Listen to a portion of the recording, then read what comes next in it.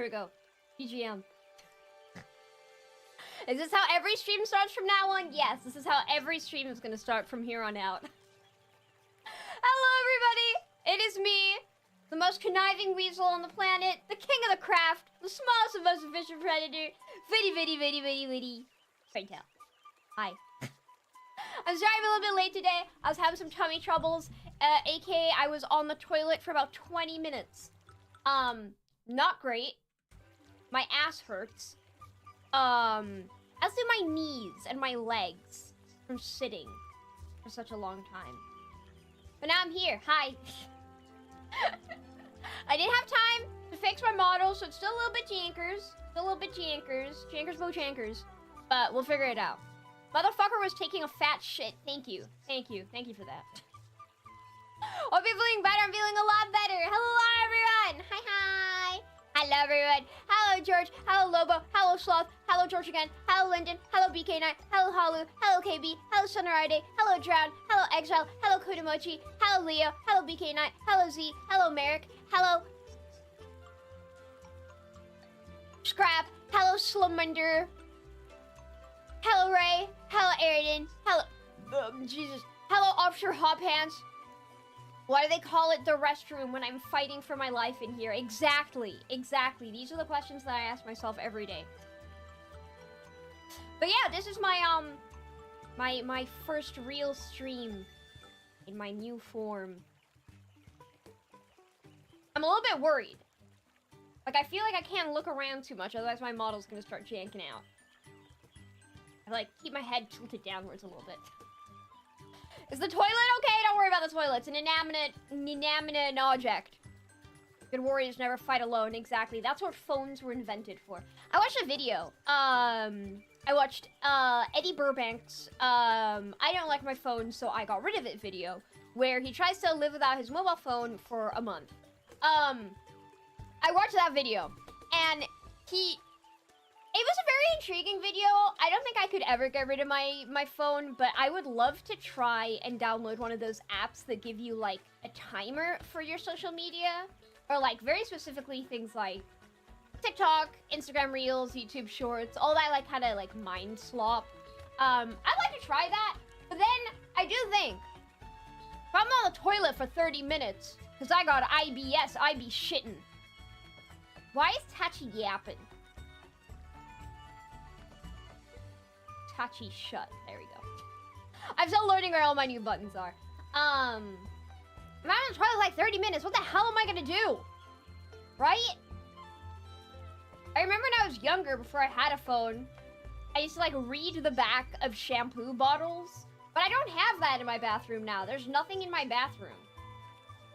There's a door handle that is falling off, and sometimes when I forget to bring my phone, I take out all the screws with my nail, and then I take the door handle off, and then I screw it back into place.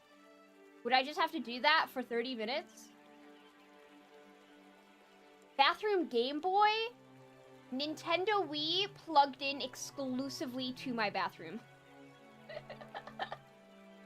yeah, I don't know. I don't think I could do it. I don't think I could do it. Especially when you think of, like, how many things your mobile phone is needed to just be able to do anything now. Let me see if I could, like, tweak my model so it doesn't look like I'm looking up all the time. Okay. Let's see if that tweak helps. Yeah, like, for most places, if you want to get on the bus, or if you want to get on the train, or sign in to, like, an appointment that you have, go to the theater, get your doctor's appointment, it all requires, like, confirmation stuff on your phone. So I feel like it's kind of gone to the point where maybe you can't live without your mobile phone, but I do not like my mobile phone. My mobile phone is evil. It will betray me at a moment's notice.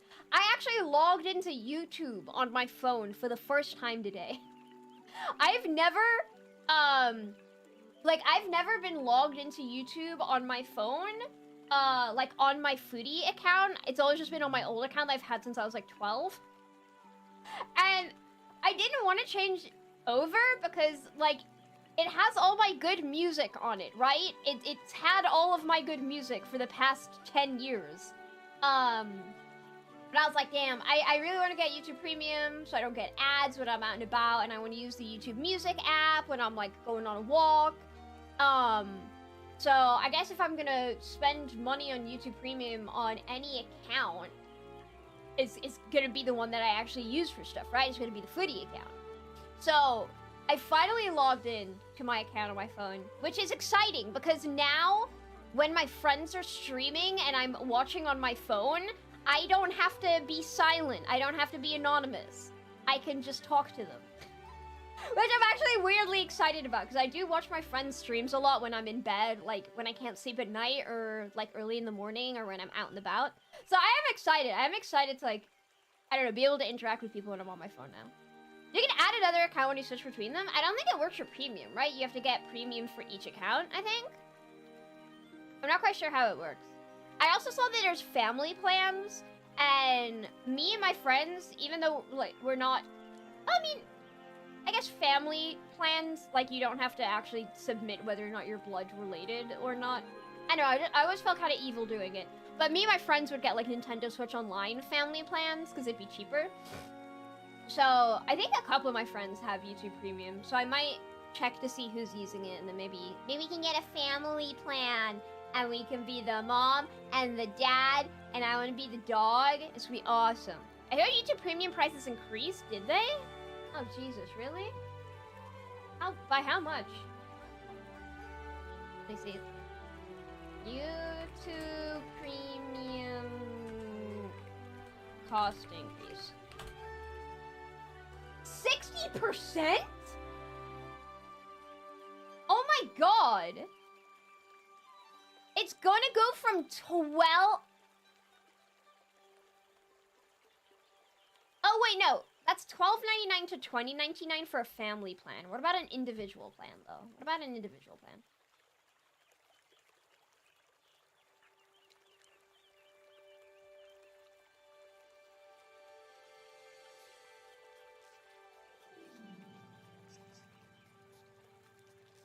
$11.99 to $13.99? That doesn't seem too bad.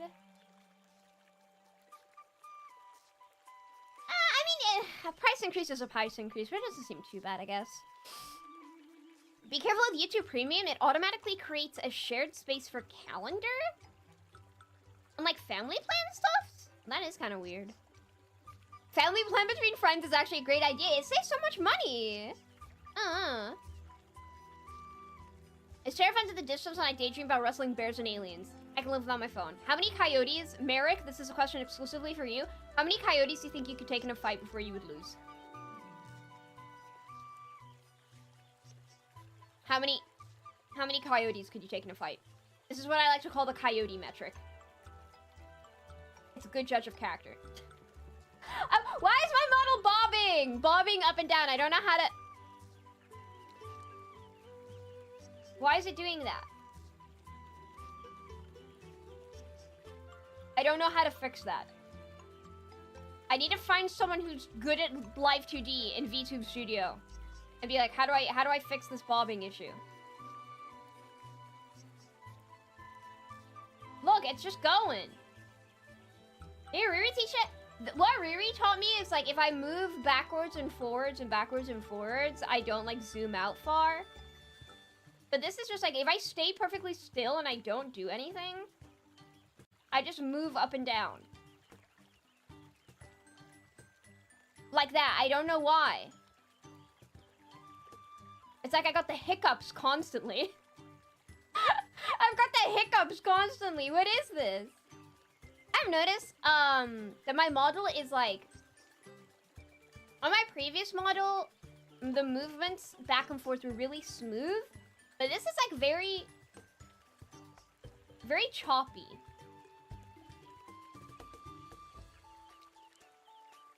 But I think that might be my fault because I followed a YouTube tutorial about how to make your VTuber model, like, look in more directions.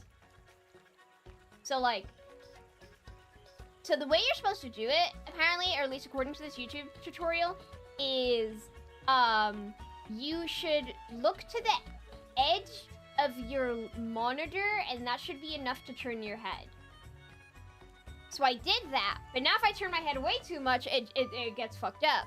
And then same thing, like, if you should look at the top of your monitor and it tilts your head all the way up, and then you look at the bottom monitor and it tilts your head all the way down. But I don't know where this bobbing issue came from. I don't know where this bobbing issue came from, and I can't stop it. Nicholas, hello, good morning. Choppy, because you're going to the 4th dimension. It's my interdimensional travel for Red Bull and groceries every morning.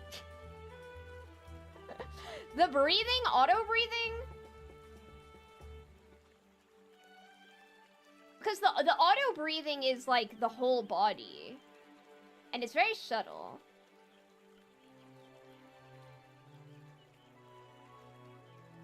I don't know. I don't know what's happening. I can take out at least 10 coyotes just by painting a tunnel on a wall. Or you could get a bunch of dynamite and paint it yellow and imbue it with the smell of cheese. And then they will think it is cheese. Wait, maybe I'm thinking of mice. I think I'm thinking of mice. Coyotes fumble the tool usage tech tree. I think I could take... So, my genuine metric, like the coyote metric, is I could take one coyote... So, okay, hold on. To understand the coyote metric, we have to go into detail, right? So there's 2 types of coyote metric. The first coyote metric is you are stranded in a field with a coyote, and you have to defeat the coyote. That's it. The second coyote metric is you are stuck in a field with a coyote. You must defeat the coyote, but the coyote is also aware of this fact, and it also knows that it has to defeat you. And the difference between these 2 coyote metrics is in the first coyote metric, the coyote isn't fully aware of what's going on because it is a coyote. So you could probably just punch it in the nose and it'd be like, what's going on? What's going on? And it runs away. But in the second scenario, the coyote also knows that it needs to defeat you. So it will not care if you scare it, and it will not run away. So in the first coyote metric, I think I could take on 2 coyotes in a fight. But in the second coyote metric, I think I could only take on one coyote in a fight. Very, very important psychological questions. I just get a roadrunner to beat 10 coyotes? No, you no weapons, no items, no planning. You are just teleported as you are in an average amount of clothing. So you're not naked, you're wearing clothes, but it's not armored clothes. It's just kind of like average clothing. And you get no prep time.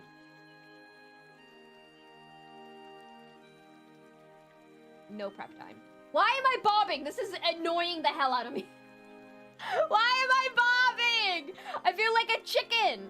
I got 2 guns. Guns right over your arms. No actual firearms. Is that Blush Footy merch I see? Oh.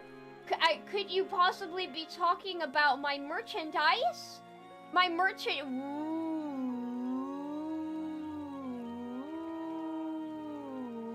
Ooh, you want it so bad. Ooh, yeah.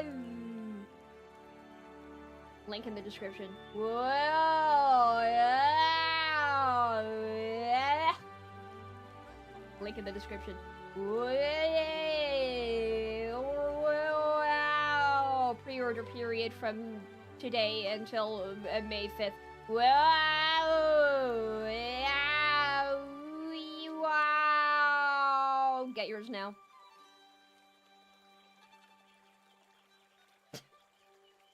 I felt like such... Do you know how, like, whenever I watch a HoloLive stream, right? Especially HoloLive JP, they almost always have, like, some kind of advertisement of, like, a concert or a donathon or whatever going on in the bottom corner. And not, like this. And I know Koyuri is someone that I watch a lot, and she has, like a little notice board that hers are on.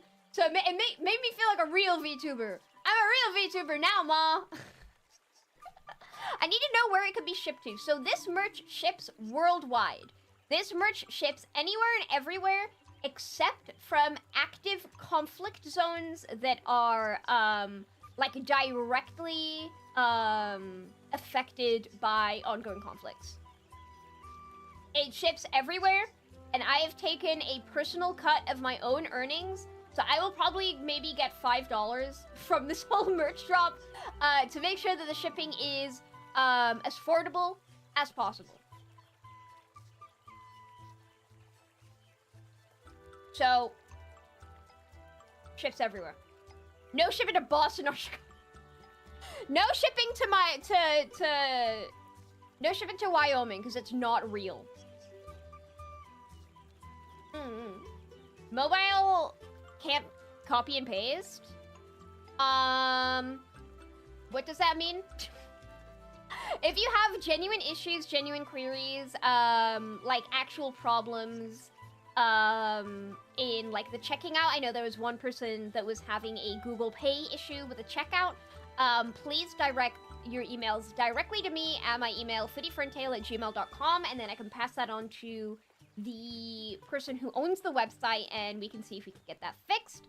This is my first time doing anything like this, so I'm definitely out of my element, but the person who's in charge of this, not their first rodeo, so if there are any problems, they've probably seen it before.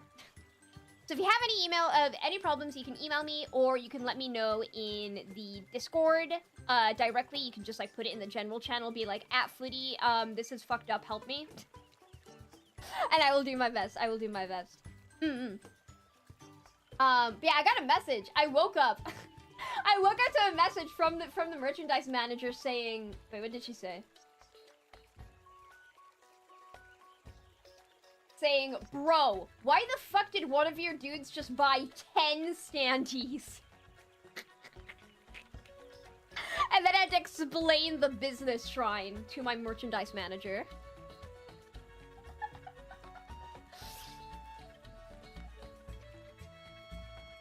I know where my next paycheck is gonna go. Yeah, so the pre-order period, being a month long, so usually pre-order periods don't last this long.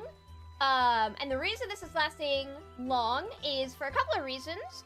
Right now, the whole world is in a little bit of a rough place economically.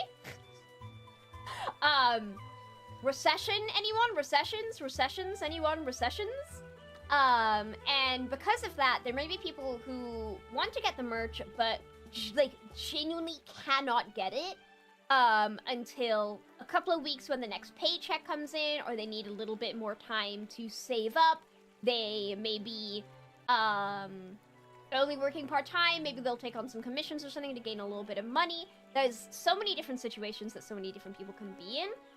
So we wanted to make sure the pre-order period was long to kind of take in consideration for kind of anyone and everyone's monetary situation. And I know me personally, so one of the biggest purchases that I made this year, outside of like this model, is I got myself, as a little treat, a Fuamoko Ida bag shaped like Pedo. I'll actually show it because it's super, super, super cool.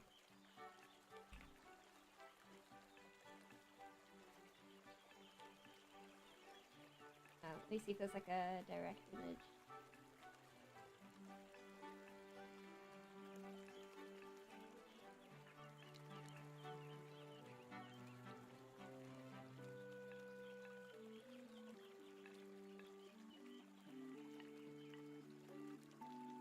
Ah, it's behind everything. I cropped this down. Yeah, so these are Ida bags by Bunny Sleepover. And you guys know me, I'm a dedicated ruffian. I love Fuamoko. My Happy is probably one of the most, like, awesome items that I own. I love it so much. I have lots of plushies, lots of merch, and I've just always wanted to make an Ida bag for Fuamoko. And previously I was just using one of my N-Stars bags, and then this came out and it was like, oh, I need it. But it was like $90 and I really couldn't afford it at the time. And the pre-order period, I think it was like also a month or two long, but that entire month went by and I couldn't afford it. And then literally like the day of it closing, the pre-order period was extended for a week, and I had enough money to get it. I think I also got a dono after I'd gotten it, but as this all happened, because the pre-order period was extended by a week, I could afford it and I could get this bag. Which is an amazing feeling. It was like, oh my god, it's a sign. Thank fucking god, it's a sign. So it's definitely a situation that I've been in before, so we wanted to make sure that, like, everything was as cheap and as affordable for everyone, shipped worldwide as for little cost as we possibly could, and then also the pre-order period was a little bit longer than usual, because everyone is going through different situations right now. So yeah, the pre-order period is from opening, which was yesterday, to May 5th. So I would say rush and go get it now, but there's no rush, actually. I think there's only one item that we have limited supply of. There's actually only one item that we have in limited supply. Let me pin that message, hold on. Thank you, Lobo. Only one item is in limited supply, and it's actually this one. So there's a very awesome story behind this very specific piece of merchandise. Hold on. And then let me get...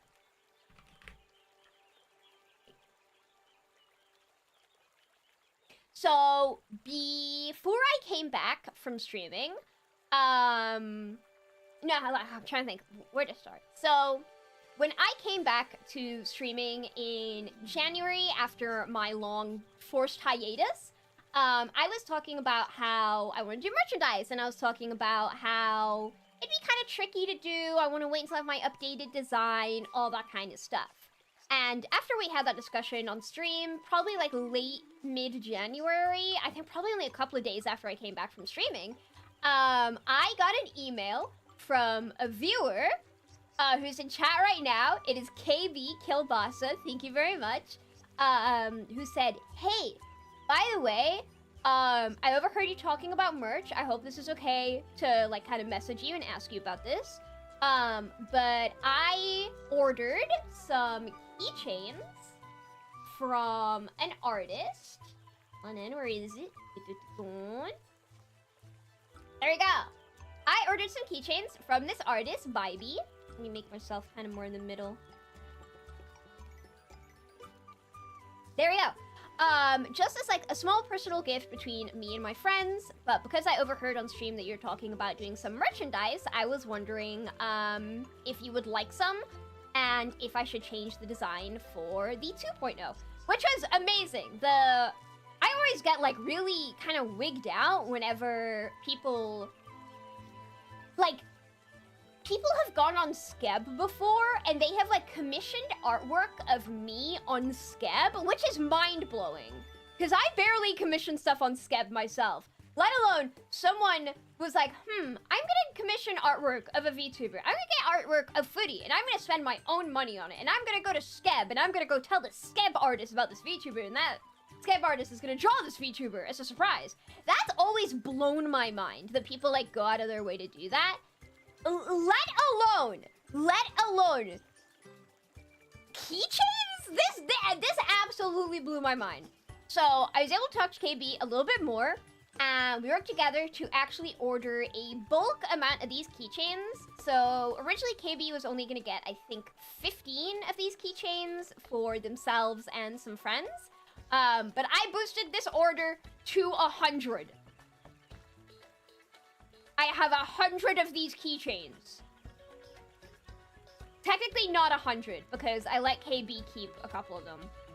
I used my divine grace to allow KB to keep some of their own items. So I have 100 of these keychains. These are the only things that are in limited number, like in limited quantity. This is the only thing that we have that is, like, has an actual finite number. However, I do not expect these all to sell. So what's gonna happen with these is I'm gonna have... So a small portion go to KB, who bought them initially. Half will probably go towards the bundles and the merch and all that kind of stuff. And then from the half that is remaining, it will be halved again. Half will go... will stay with my merchandise manager, who's also going to help me get some meet and greets at conventions, and they will also be sold at those meet and greets. And then the other half will be shipped to me directly, and then I will also possibly be holding on to them when I go to conventions and stuff. It's unsure whether or not they're going to be like freebies or sold or whatever.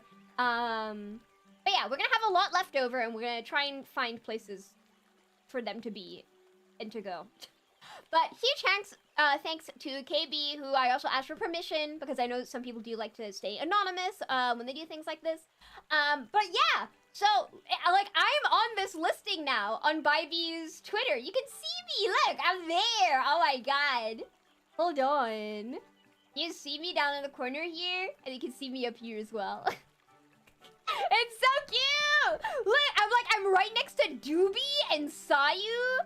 And who else is here? Who else is here? I think that's Shu, and that's Magu.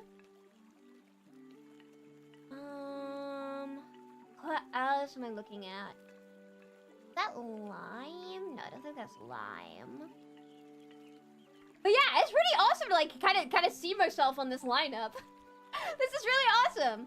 And then Bybee also asked if they had permission to sell these keychains, like to order more and then also sell some at conventions when they go in person to like different conventions, like Off-Kai Expo and all that kind of stuff. So if you're at Off-Kai Expo, which I imagine a lot of people will be, it's like the VTuber convention.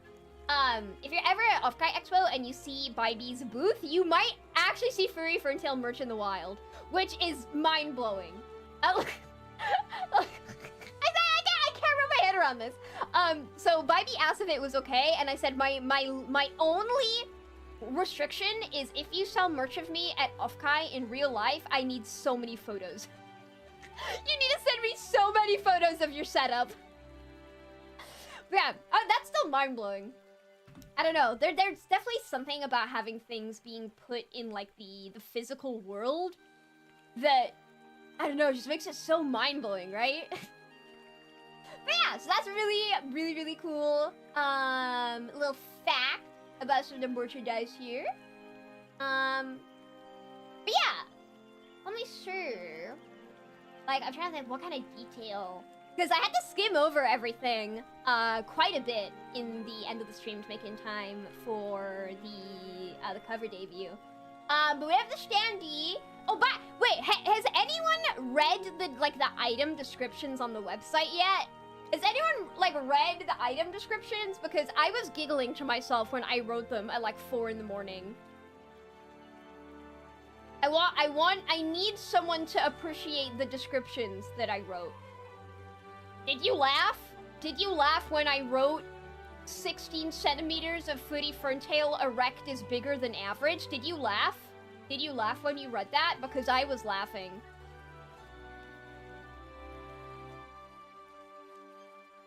The very you and I stand that. They're great. I did laugh. Yes! I win!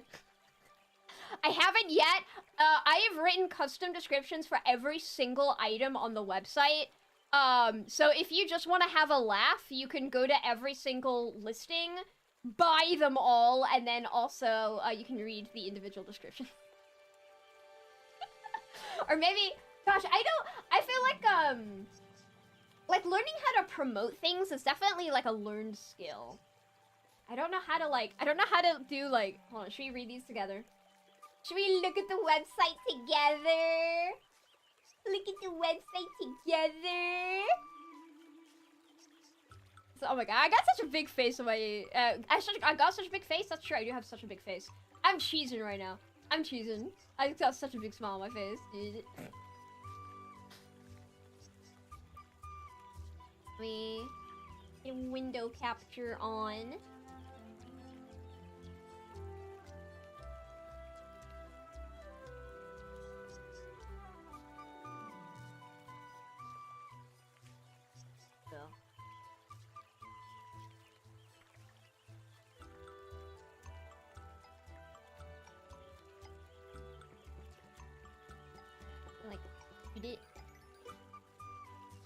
way a little bit.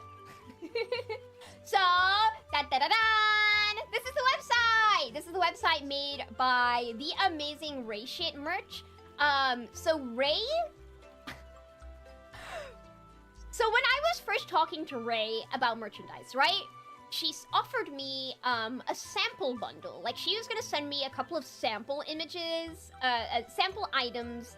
So I kind of like knew what to expect, and she was asking me like, what kind of things would you like to produce? And I said, for this drop, I'm thinking really basic stuff, standee, badges, keychain. That's probably it. So when she said that she'd mailed off the bundle and you'd be there soon, I was expecting an envelope. I was expecting an envelope. And all of my mail gets delivered to my mom's house. So every time I was at my mom's, I was looking for an envelope with my name on it. And it never came. And it'd been like 2 weeks. And I was like, I really hope it hasn't got lost in the mail. And I mentioned my mom offhandedly. It's like, yeah, I'm waiting for these merch samples. I haven't seen them yet. Like, I really hope they haven't been lost. And my mom was like, have you seen that giant box in the porch? That's like half of your height? And I was like, yeah? And she said, that's yours. That has your name on it. And I just entirely ignored this box for weeks because my mom's in the process of redecorating the house right now. So I just thought she had like some fucking furniture in that box. I was not paying attention to it whatsoever because I was fully expecting an envelope. So I was really surprised. I was incredibly surprised. This was a giant, like, I could sit on this box. I had to like fully squat to get my hands under it and lift it onto the table. It was huge. And as it turns out, she had actually sent me pretty much one piece of everything on her website. Very specifically, Sayu Synchronicity. I've never watched a Sayu Synchronicity stream in my life, but I think I'm going to have to because I now own one of every piece of Sayu Synchronicity merch that Ray Shit has ever made. I own all of this. I have this keychain. I have this. I have this. I have this notebook. I have this pen. I have this lanyard. I have this pin. I have this. I have this. I have these. I have this whole blanket. I have this entire blanket. I have a pillow cover. I have a stocking. The stocking is awesome. I have this Dakimakura. I also just have... This is a mini Dakimakura, but I have the whole Dakimakura. Is it on the website? It's not on the website. I have stuff... Oh, wait, there it is. There you go. I have this entire Dakimakura. I don't know what to do with it. I have this thing. I don't even know what it is. I have posters. I have this extra large desk mat. I have every single piece of Sayu Synchronicity merchandise that's ever been made. I don't know what to do with this all. I am going to have to start watching Sayu Synchronicity. I also have all of the... Yeah, I also have all of this Ray merchandise. My mom took this 3D mouse pad from me. My mom saw it and she was like, ooh, apparently those are really good for your wrists. So my mom has this. I have all of these. I have everything. So yeah, that was a big-ass box. That was a big-ass box of samples. I was fully just expecting an envelope with some stickers and keychains in it. So huge ups. That was a big-ass box and also a heavy-ass box.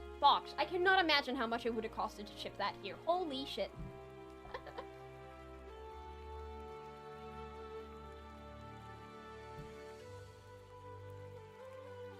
Pardon me. So, this is the website. It is all green right now. Everything is green. So, these are all my graphics. Graphic design is my passion. Because these are all pre-order items, we don't have physical samples aside from the Bybee keychain and the Touchy keychain. So all of these renders, I had to make myself, on Fire Alpaca. And I'm actually really happy with how they came out, especially the mini acrylic. I think that render came out really good. And I'm proud of myself. But yeah, I made all of these graphics naturally, as I always do. I also made all the graphics in the debut. Naturally. And someone on the Discord did notice this artwork. This is my key visual, yes. I have a new piece of key visual artwork. I just don't really know how to go about, like, revealing or, like, posting it. Nami Shiron is working on, like, an official reference sheet and official key visual for, like, convention cardboard cutout standees. But this is gonna be my key artwork, my main visual for the time being. It is my favorite artist of all time. Hold on.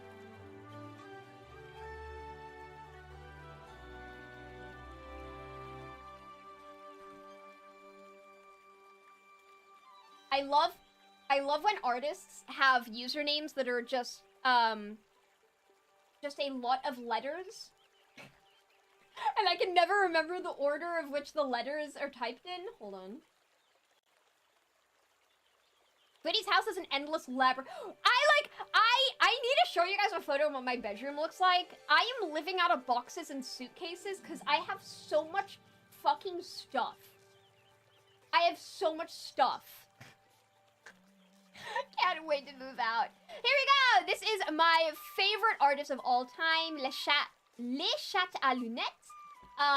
They are French, but this is the one French person that I like. This is my favorite artist of all time. This was actually the first artist I ever commissioned once I got the Furi design. They're actually the artist of my background. I had my old starting soon artwork, and they also did the background here that you're looking at right now. They are my favorite artists of all time. They draw mostly fan art from my favorite franchise, Paradox Live. And they have just such an incredibly vibrant, sharp, unique, and like, I don't know. Their artwork has a lot of personality to it. It is absolutely beautiful. They're my favorite artists, and they are the one who did this new key visual. I just need to go about, like, figuring out how I want to post it. Like, do I just post it and be like, BT dubs, here's my key visual. Paradox Live! Do or die! Zip it! Rap Gorilla! Wait! Hold on.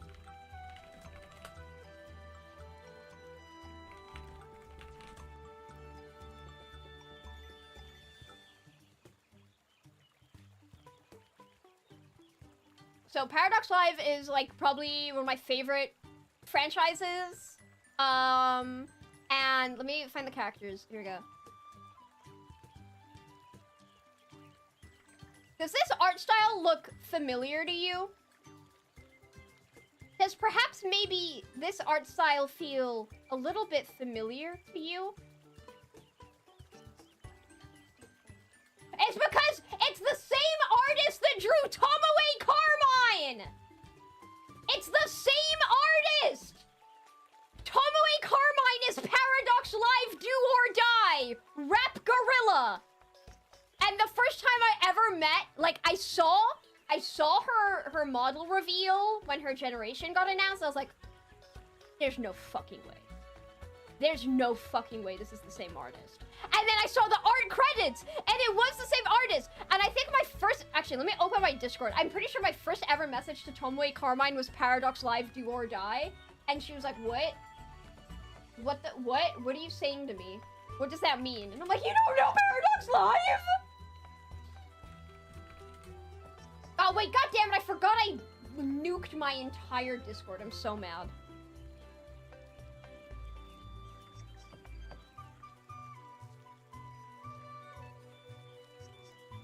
I'm so mad! I had to wipe my Discord when I lost my cat, so all the messages of, like, my first time meeting people are gone.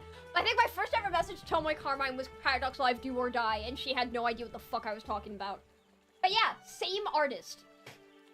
Same artist, and then my favorite artist also does a lot of fan art of this franchise, and now that favorite artist has done my key visual, so everything's connected. It's VTubers all the way down. Paradox Live Do or Die, something something Rap Gorilla. But yeah. So I worked on all this. This is so incredibly exciting to work on. Gosh, where do we even start? So, if you go to the collab section, I'm on the top, because I'm awesome. And everything is green. Everything is green. I didn't choose the text on the website. This is Ray. I don't know why she says, oh god, fucking run. I don't know what she could possibly mean by this. But this is our side of the website. It is green. I will be working with Ray with more merch in the future. We have stuff hopefully planned for July and October also. So hopefully this will be just kind of a permanent part of the website, which is really exciting. So where do we start? I guess we start with the standee, because the standee is like the penultimate VTuber merchandise, right? And my amazing descriptions! Which I can't read because my fat ass head is in the way, so I need to open a projector source.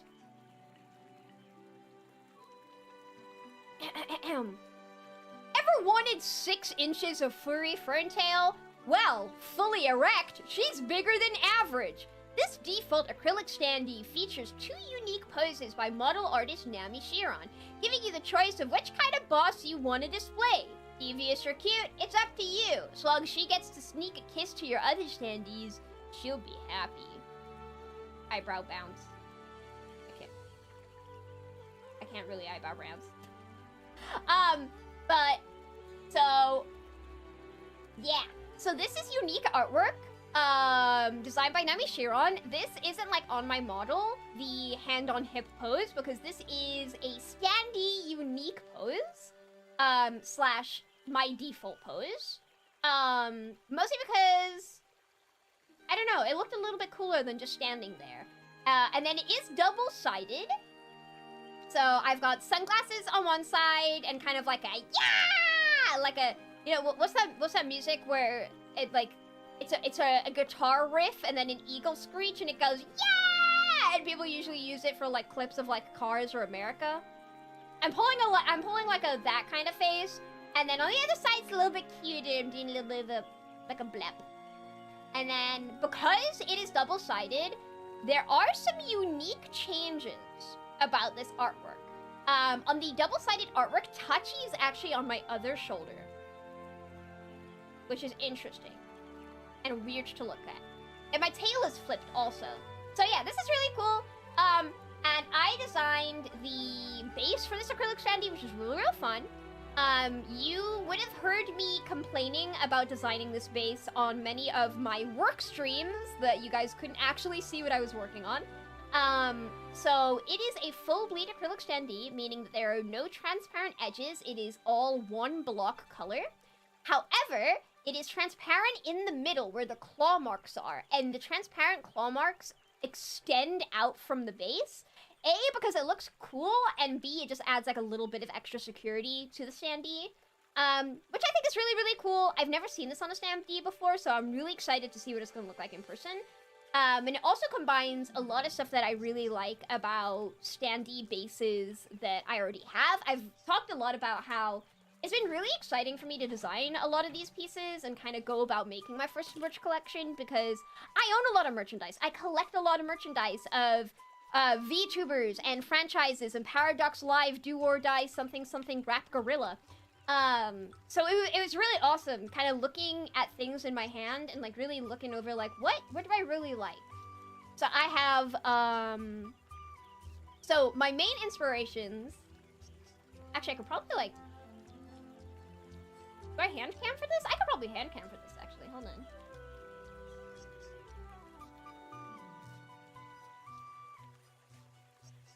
Wait, go back, pause, there we go. Whoa! Oh wait, actually I could just like straight up click the nah, that's too much fuss. So I put this here. Hand cam. Uh-oh, it's hand cam time. I'm covered in dog hair. Don't laugh at me. I love my dog. Every time I talk to Renona now, we're just talking about our dogs. It's awesome.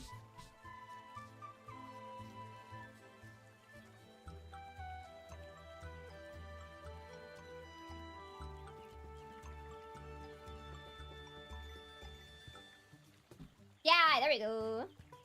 Move merch kind of this way. Yeah, so looking at the base, so I had a couple of inspirations. My first, so this is what I had to work with, right?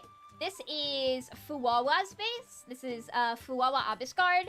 This is the Dizzy Dokuro full scene. So there is an acrylic at the front, and then there's a background acrylic in the back. And then this is the base for just like a small mini standee. These are my main inspirations. I can kind of zoom out a little bit. So I took the idea of having like a really like kind of interesting shape from the standee. I thought that I could only really have, if I take another standee, for example.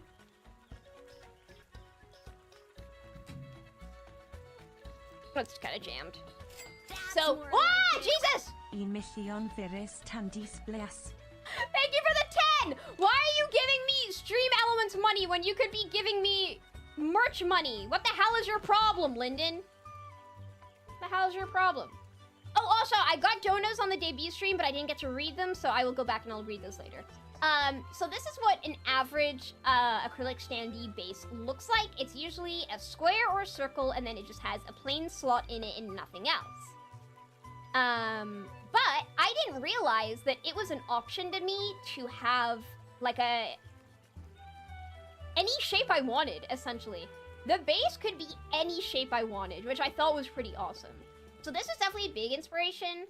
I thought the shape was really nice. It was able to display the design well. It was interesting to look at, but it also had a lot of stability to it. Like, if I don't actually know where Fuwawa is right now. Where is Fuwawa? I don't actually know where Fuwawa is. We're gonna have to use Mokoko. I don't know where Fuwawa is right now. So it's a really interesting shape, but these, like, star corners that jut out adds a little bit of security to the model, so it doesn't fall over as easily when you're, like, maybe shaking the table for, oh, Jesus, for any reason. So that was my first inspiration. And then this is the Dizzy Dokuro base, or I think this is just kind of the standard Phase Connect standee for the background series. And what I love about this is the fact that it is full bleed. So what full bleed means is instead of the design ending and then there's like a layer, like a seam of clear acrylic, the standee colors end. There's no outline of clear acrylic. It is the whole thing, if that makes sense. I really loved that about this standee. I thought it made it look really, really vibrant and really, really interesting. I also really like these curved edges. It might be a little bit difficult to see if I can focus here. There we go. Yeah, you can see the curved edges here, and before someone goes back and clips it, yes, you can see my lamp. So I really like that, the curved edges and the full bleed. This, I thought, this was really nice. I thought it was very simplistic, but very, very eye-catching. And then my final inspiration, not so much for this base, but for the mini acrylic base, was this tiny one. So you can also see this says Paradox Live on it. This says Paradox Live on it. This is one of my Paradox Live standees. This is a mini standee, which acts as the inspiration for the mini standee that I'm producing. It will be around this size. So that kind of acts as the inspiration. I thought there was something very simplistic, but very impactful about just the plain circle, plain color, a little bit of text, and the round circle. So you can definitely see the inspiration of that on the mini standee. But we'll get to the We'll get to the mini standee properly in a sec. There you go. Look at him. He's so cute. So these are the main inspirations, and it was just so incredibly fun being able to look at everything that I owned with, like, a critical eye, I guess, and really think, like, what do I personally think make these look so good? And it was really fun to kind of take that and run with it. It was awesome. This is so much fun. It was really difficult because, pardon me, I wanted things to look right. I wanted things to look good. And I'm a little bit of a perfectionist, so it took a while. But I'm really happy with the result, and I'm really excited to see that kind of transparent claw mark and how that's gonna look with the full bleed. I'm so excited to see what this is gonna look like. I think it's gonna be, oh my god, I think it's gonna look amazing. I have to put all these goddamn standees away. Actually, now that I'm not referencing these for bases anymore, I can start putting them back together. That's why I've lost Fuwawa, because she's been off her base for such a long time whilst I've been working on stuff. Where is she? Okay, there's Dizzy. There's Dizzy's background. Oh, there's Fuwawa. She was hidden by Dizzy's fat butt. Let me put these all back together. Like, oh my god, like, I'm so excited. Like, I can't wrap my head around the fact that I'm gonna have my own acrylic standee, and I can put it next to all of my friends. Like, I can put myself next to Renona, I can put myself next to Tomoe and Hiyori, I can put myself next to fucking Fuwamoka, are you kidding me?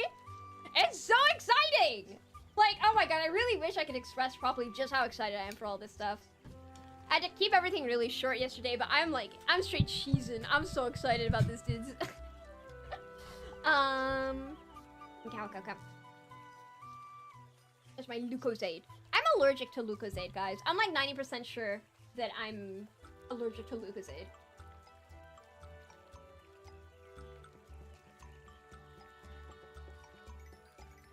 You guess what I'm drinking, though?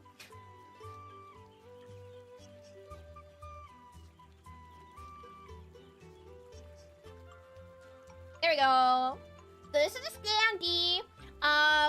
Another thing that I also didn't know about, like, designing standees that I learned about in this process is there is actually apparently math that goes into making standard acrylic standees that a lot of different companies use. And they calculate the size of the standee based on your height. So I am 5'2", not including ears. So the 16 centimeters is 5'2", shrunk down to some kind of specific scale. And this is like kind of the standard that a lot of other companies use. So when I put myself next to other standees that have used that same scale, we will be height accurate, which I think is so fucking cool. I think that's awesome! Such a cool little detail. But yeah, so that's the acrylic standee. And speaking of standees, we have the mini acrylic. So this is referenced the little tiny one that I just showed you. Which is also, I don't know, this is so cute. This is by the artist Lumakyu. I think this should be in the details section. Yep, this is by artist Lumakyu on VGen. Absolutely recommend. I'm going to be coming back and commissioning more from this person, like very, very soon, actually. I actually showed them that mini standee as direct reference. I said, can you try and do a pose that looks like it would fit in like this kind of mini style? And she was like, absolutely. And she did several sketches, and I couldn't pick between all of her sketches. I'm using her, I don't actually know this person's pronouns. I took all of their sketches, I couldn't decide which one to use, so I just said, I'm gonna double the money that I'm paying you, can you just do, like, all of these? Can you just make all of these sketches into finals? And they were like, oh, yeah, okay. So, this is awesome. Very fun, very stylistic, nice and small. So this is something you can literally slip into your pocket. I like doing oshikatsu. Oshikatsu is the, I don't want to say action. I mean, I guess. Oshikatsu, why is my clock not in the right place? That's irritating. There we go. Oshikatsu is when you maybe have seen people on Twitter that take plushies of their favorite anime characters or VTubers or video game characters. They take plushies, photo cards, standees, keychains with them out and about in the world, like when they go to get cute dinner or lunch or maybe to school, to work, on holiday, and then they take photos of that character's plush form or acrylic form or whatever, and take a photo to make it look like that character's hanging out with them. There's a lot of different ways that people can do oshikatsu. People do birthday oshikatsu, which usually, like at least traditionally, is where you get all of your merchandise of that one character and you take a photo of it all together with a birthday cake. I know there are some people abroad that go absolutely crazy for it and they rent out like entire rooms to fill with their merch, which is crazy, and get like custom cakes and everything. But this is just like a very small type of mild oshikatsu. Which is something that I like to do, but sometimes it can get really difficult carrying around so many different types of acrylic standees. Like, when I went to Vexpo, I had Tomoe, Hiyori, Fuwawa, and Mokoko with me, and I was like kind of running out of room for like where I could put them in my bag, because I didn't want to bring a really, really big bag with me. So that's where the mini acrylic standee comes in. It could be pretty useful if you want to do kind of secret oshikatsu on the fly. It takes up less room, less noticeable if you don't want to be called out as a dork. And yeah, this is very, very cute. The acrylic is like a two-toned green-yellow dye. It's still transparent, but it is dyed green and yellow, which is pretty cool. Pretty eye-catching. And then the base, also inspired by that one I showed previously, has my signature in it, which I've been practicing ready for all these checkies. And then, of course, all the way around, it goes...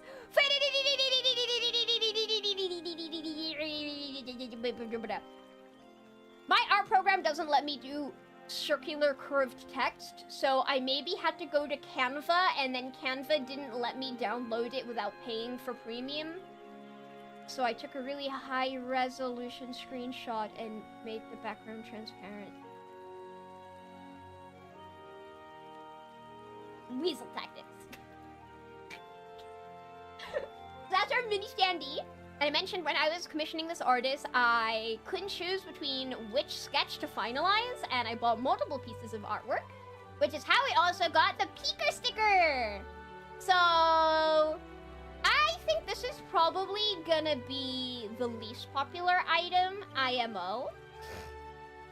I think it's gonna be the least popular one. Reading, ever wanted to flip off a tailgating BMW driver but didn't have the guts to? Well, with Boss on your side, that'll never be a problem. She'll do it for you. Rep your business pride, weirdo, with this vinyl car window sticker. The possibilities don't end there, however. You can customize your PC case, notebook, drinks bottle, and more. The possibilities are endless when you don't care about looking like a dork, which is true. You are going to look like a massive dork if you have this anywhere on your items in public. This is actually the universal symbol for throw rocks at me. But if you do stick this on anything, I need to see photos. If you stick this on anything, I need to see photos of this. If it's on a car, make sure you blur out your license plate. Or if it's on like your laptop or a notebook, I have to see it. I need to see it. Are you kidding me? Are you challenging me not to put it on my car? No, pussy! Put it on your damn car! Getting it tattooed? I feel like I could design a cool tattoo. I feel like I could design a cool business tattoo. Up next is the Bybee phone strap that we've already spoken about. But we'll go over it. So it has a really cool epoxy finish. I had to learn what this meant. So an epoxy finish is... Wait, actually, can I show you? I can just show you on my phone. Ooh, phone reveal, phone reveal. Ooh, phone reveal. We actually saw my phone in Foodie Quest. That's a real photo of my phone.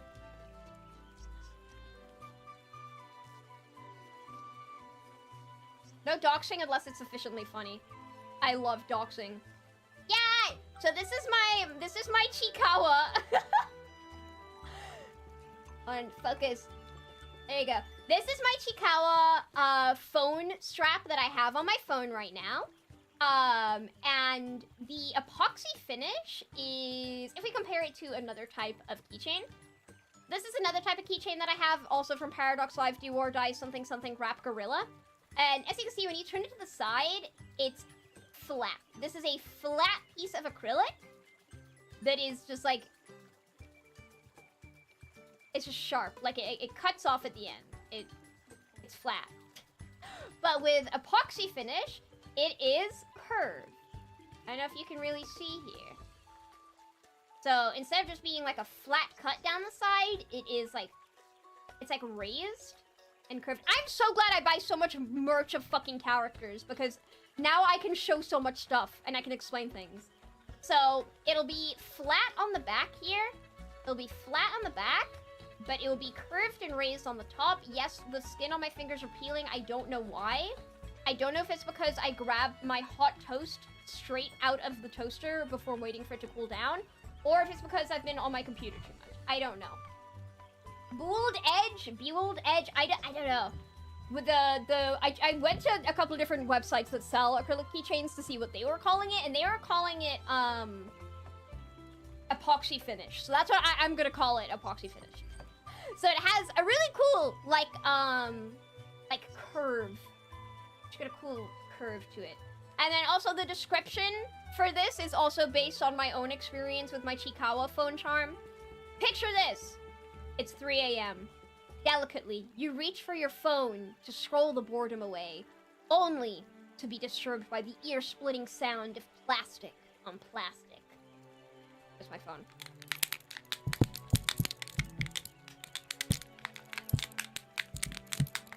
The Footy Ferntile phone charm is here! Never know a moment of peace again! Yeah. All good poetry comes from the heart.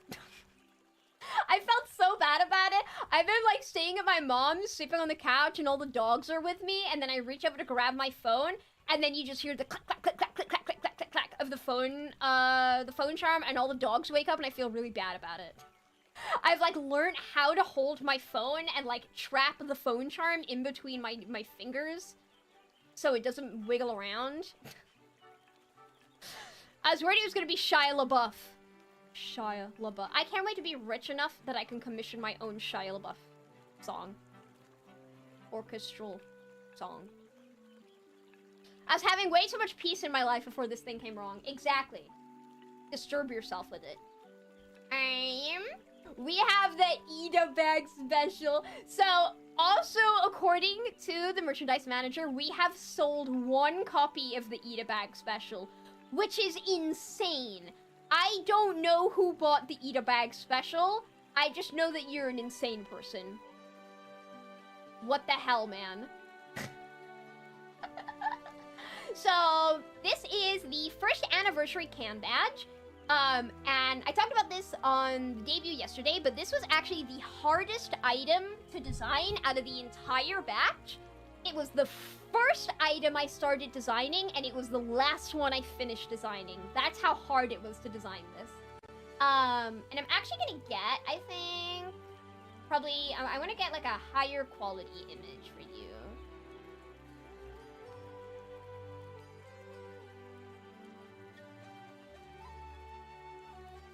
There you go. Higher quality image here. So this badge features a lot of things. There's a lot of things on this badge. So first of all, we go to the details section. This is 5.8 centimeters squared. So kind of your standard jumbo Ida bag badge. Where do we even start? So can you kind of see this like holographic design in the background here? Holographic designs are really hard to show off in a flat image, but there are little images in the background. There's a logo that says Fuririririririri in the background, and the drop shadow here. That is all rainbow holographic broken glass texture. So kind of your pretty standard like rare Pokemon card holographic texture. So that is in the background. You have this holographic texture, and then the text on the badge that is the signature, and then the first anniversary, that is embossed. So embossed is like lifted or textile writing. So when you like drag your finger across the badge, it's like, you can feel it. You can feel the writing underneath your fingertip. It's really cool. And the embossed text is also holographic. It is holographic brushed rainbow silver. So when you tilt this badge in the light, not only is the hollow background gonna, like, shift and change with the light, but the embossed text is gonna shift and change with the light. And the font, or the text says First Anniversary, and that is because for every anniversary going forward, as well as other major events, we are gonna be putting out corresponding collectible badges. So there's gonna be a birthday badge, a second anniversary badge, any other kind of event, I don't know what else might, Christmas badge, Easter badge, whatever. We're gonna be making a lot of collectible badges. And not to install you with the fear of FOMO, and not to be a pushy business lady, even though that's my whole thing, but I need you to picture this, right? Next year anniversary comes around. You're a bigger Footy fan than you ever were before. You buy the second anniversary badge. You buy the birthday badge. You get the Christmas badge, the Easter badge, the Halloween badge, the touchy badge, the business badge, the rare collectible blind box badge, and you set them up. You do that thing that Idol fans do where they get a piece of thick ribbon and they pin all the badges into the ribbon and then they hang it like a drape on a shelf, and you look at them. And there's an overwhelming sadness in your heart because you didn't buy the first anniversary badge on the only time it would ever be produced. And now, there is a first anniversary shaped hole in your collection forever. Think of how miserable you're gonna be. You're gonna be miserable. So you should get this badge. Because if you don't, your collection is gonna be missing that hold forever. And there are not gonna be enough people who are gonna buy this badge for you to go onto Macari and buy it for 300% price mark. Because that's what I do. If I miss the Ensemble Star 8th anniversary badge, you know what I can do? I can go to Macari and I can buy it for a price gouged price. There's not enough people for you to buy this secondhand on Macari. You're gonna have to get this. You're gonna have to get it. Because once it's gone, and then your collection is gonna be missing the first anniversary badge forever.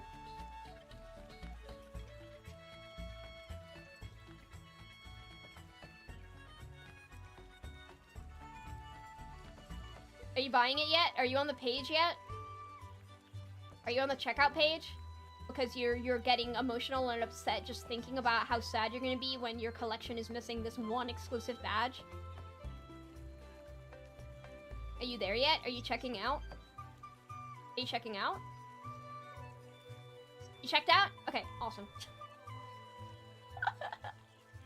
Yeah, I really like the idea of having, pardon me, like collectible event badges. It's very fun. A lot of my favorite franchises and series have these, so, you know. I got it. I got it. I know what I like. I know what I like, okay? Next up. Oh, wait, yeah, so the Eat It Back special. If you don't just want to get a badge and not have FOMO, there is an Eat It Bag special. If you want to make an Eat It Bag, there is an option here. The Eat It Bag special, where the more badges that you get, the cheaper they are, with the biggest discount being 24 badges. And not to spoil anything, but there may be touchy Eat It Bags. Very, very, very in the future because they're fucking expensive to make.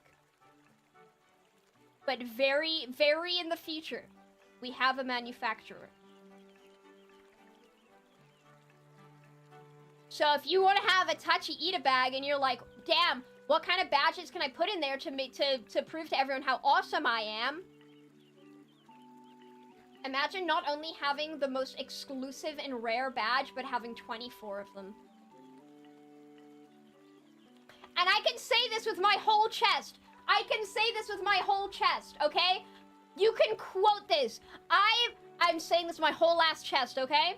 I, Footy Ferntail, often really struggle to buy merchandise of my VTuber friends. Because I don't know if once I've bought that merch, if in a couple of months, they're gonna graduate. And they're not gonna have that model anymore. Or maybe they're gonna rebrand and get a model update. And then my merch is gonna be outdated. Okay? Do you know how many of my friends that when they've put out merch, I've had to message them and be like, hey, before I buy this merchandise, can you promise me that you're not gonna rebrand or graduate within the next year? And they're like, oh yeah, no, sure, I don't have any plans. Or then sometimes they're like, okay, maybe don't buy this merch. I am not rebranding. I'm not changing this model for a very long time. I love this model. I'm gonna get it re-rigged. But I love this model. This is gonna be my main outfit going forwards. This is not gonna change. And unless fucking Yagu Hololive comes to me with a golden platter and a golden embossed contract, I am not joining another agency. And if I do join an agency, I will be keeping this model. I might join other agencies, but I will be keeping this model. So you can know for a fact that you can spend money on this merchandise and I will not graduate and leave you with a bunch of merch of a VTuber that doesn't exist anymore. Because I know that pain.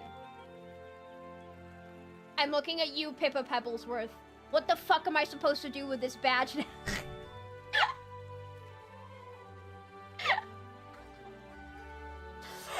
Kiryu Coco! What the fuck am I supposed to do with this keychain?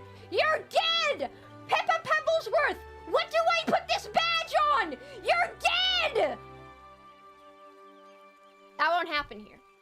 That won't happen. So you can spend all of your money on Footy Ferntail merchandise, and I will not graduate. And it will never be outdated. And that is a promise. Like, not even, like, sarcastic, like, oh, it's not gonna happen. Like, oh, I promise, I've never lied. I am not changing this model. Or, well, no, I'm not graduating, and I'm not giving up this model for another model. If I join another agency, I am bringing this model with me, and they can pry it from my cold dead hands. Please shut it. That Chiaki Katsumi! What am I supposed to do with this keychain when you've changed your entire design? I am going to get you. I am going to get you. I am going to get you.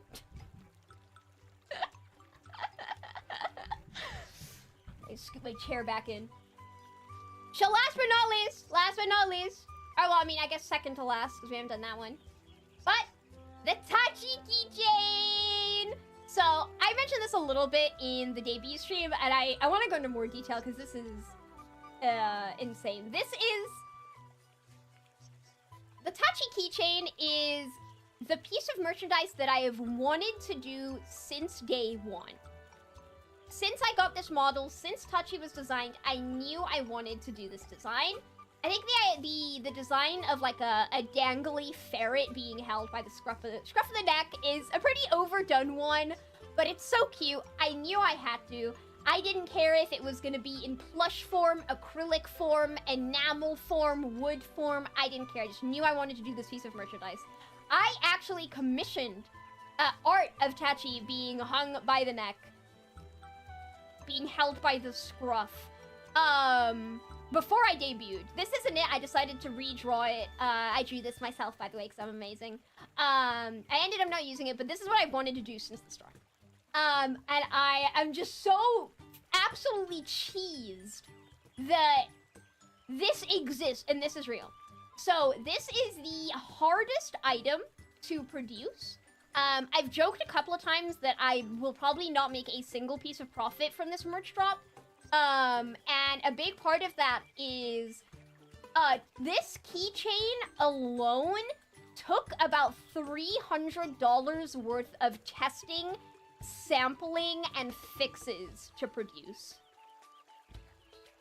So, usually with merch manufacturers, they will give you maybe one free sample, and then every sample and every adjustment of that product from that point forward costs money. And I was so picky and so precise about this design and the quality and size and everything that I ended up paying $300 to make sure that this design and just entire product was as good as it could be. So, I was working hard on this, okay? I probably won't make any profit because I need to pay off that $300 to the merch manufacturer. Tachi's stealing your money in keychain form. It literally says, a bad luck charm to siphon all your money at the bottom there. So this is a embroidered keychain, and I can actually show you a video of this. I can actually show you a video of this one. I'm so excited. I can't believe I'm saying that out loud. I can show you a video of this piece of merchandise. Are you kidding me? Oh, I'm so excited.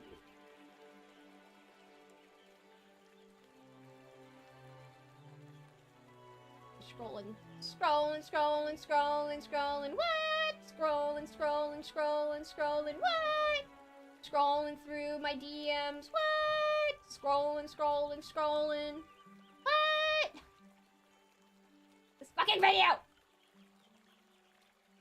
There it is. So, we have a video. And again, I really can't believe it. So we have a video of the Tachi keychain. This is the final draft, not the finished project, but the final draft before like final approval. Yeah, I guess I'll just play it.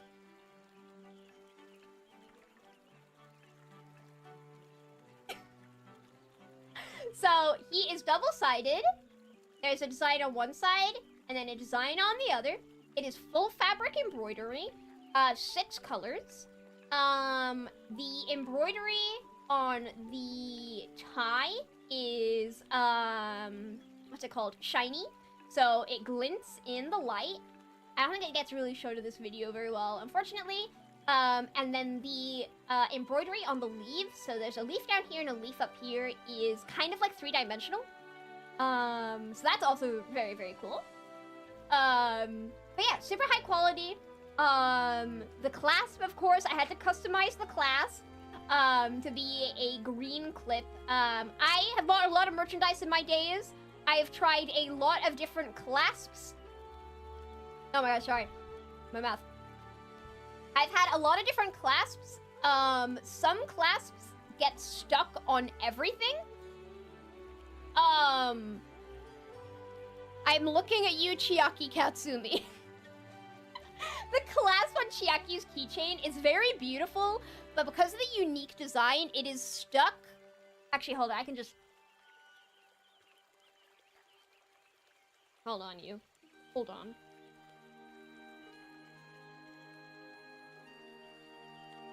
Oops. Nearly screen shared my Discord. That would be bad news. Ah! There I am!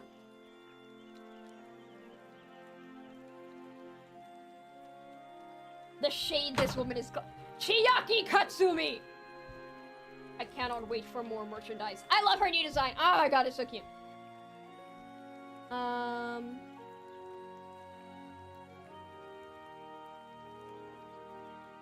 Whoa. Okay, how do I achieve this? Rotate. Rotate the other way. Rotate. Rotate. No. Wait. Rotate. Fuck. Rotate. Shit. How do I rotate?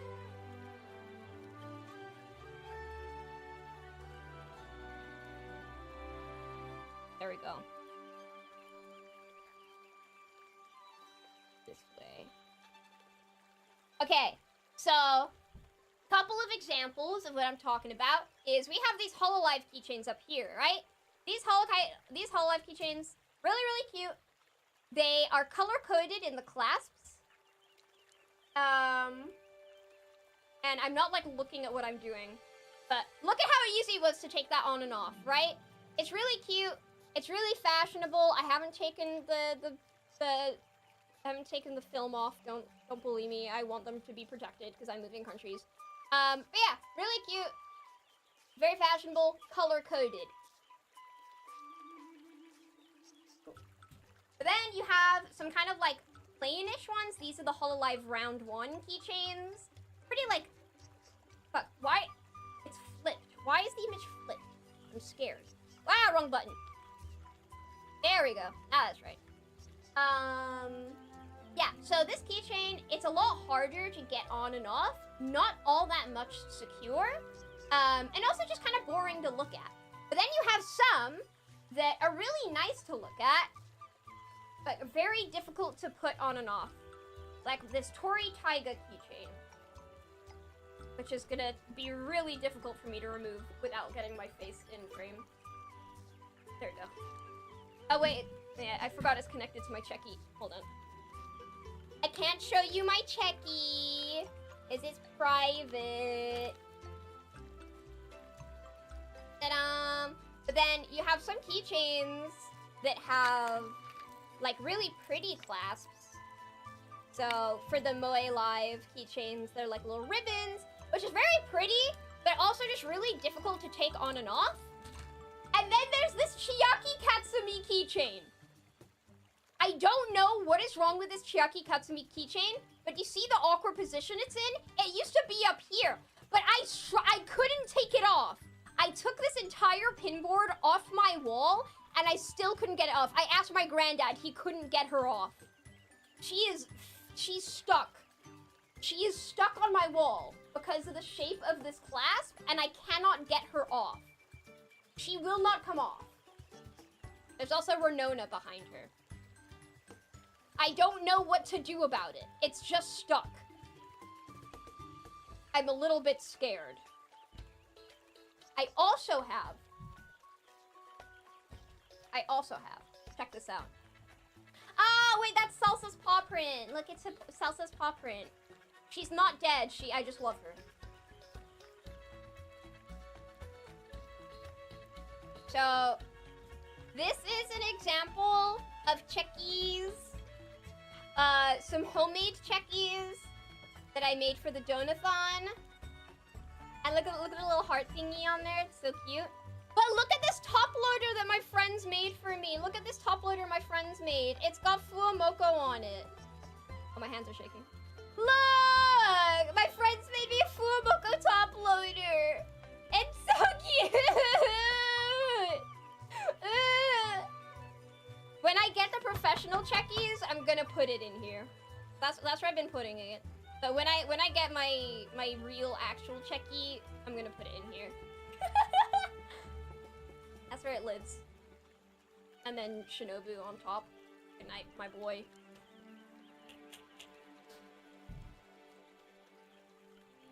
Oh yeah, Renona! Renona, I got 2 Renona keychains. One Renona is on the wall. And then the other Renona is on my keys. Jingle, jingle, jingle, jingle. On my keys, I have Pochako. And then on the other side, I have Renona. But it has the film because I don't want her to get damaged when she's like on my keys. I was gonna put her on my phone. But then I was like, I have Chikawa, and I'm also gonna have myself. So that's maybe gonna be too many things on my phone. And then it's gonna be a weapon. And I'm gonna take my eye out with it. What else is here? Wait, look how cute. Look, this is also Renona. Look, it is also Renona. Look how cute. Now I'm just playing show and tell. Now I'm just playing show and tell. It's show time. It's shooty time. It's shooty time. Stop. Fine. Okay, now I'm just playing show and tell. I need to stop. Are you not gonna talk about the peak that? Oh. Are you talking about my Wooper lanyard? Yeah, it's pretty cool. What about my V Shoujo Vexpo lanyard or my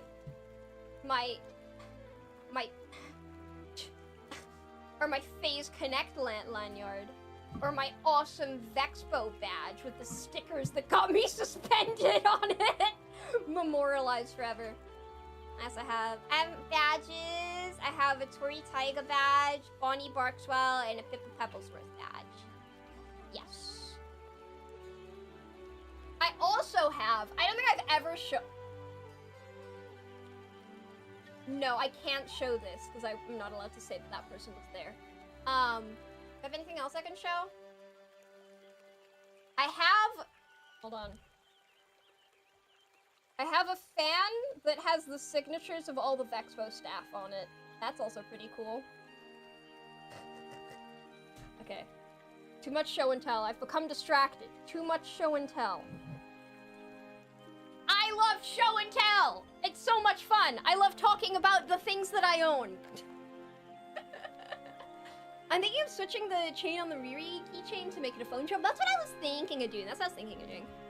I like the idea of a merch wall.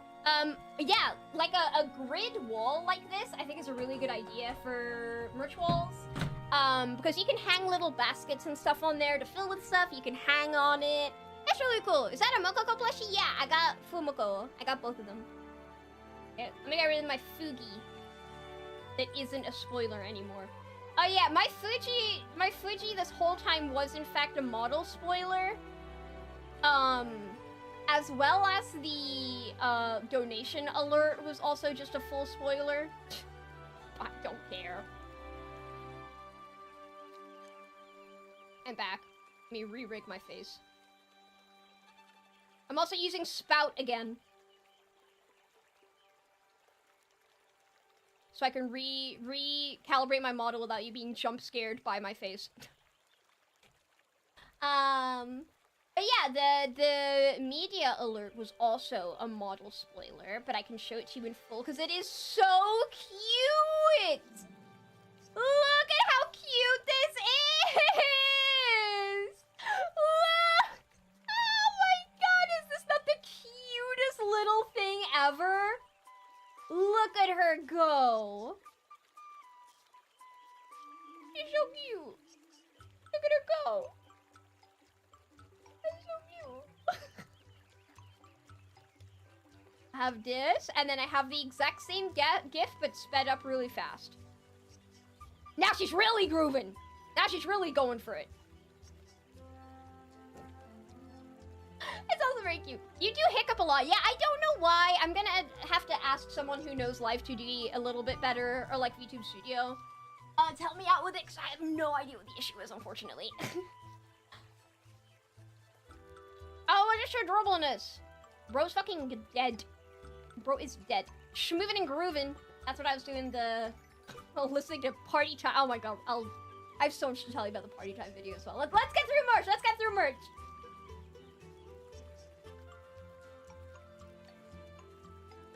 But yeah, so yeah, this is the Tachi keychain. This is what I'm the most excited to have. I think if you only had enough money to get one thing from the store, obviously it would be the bundle. But if not the bundle, I would say the keychain. I just think this is very, very cool. I could probably, do I still have the sketches? I might have deleted the sketches for space.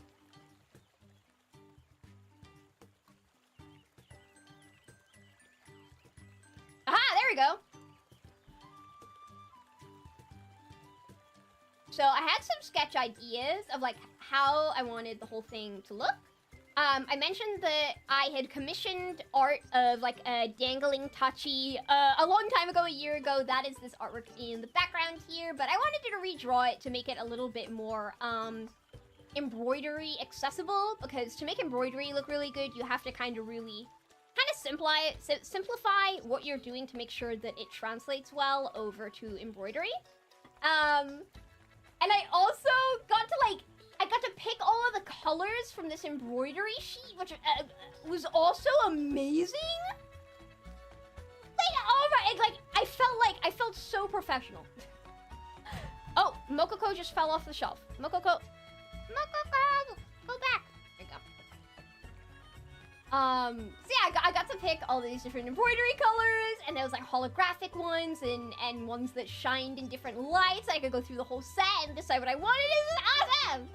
So yeah, Tachi. It's so cool, dude.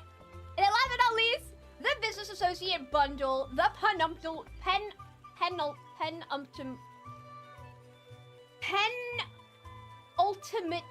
collection, which includes one of everything for sale on the website and a signed checkie.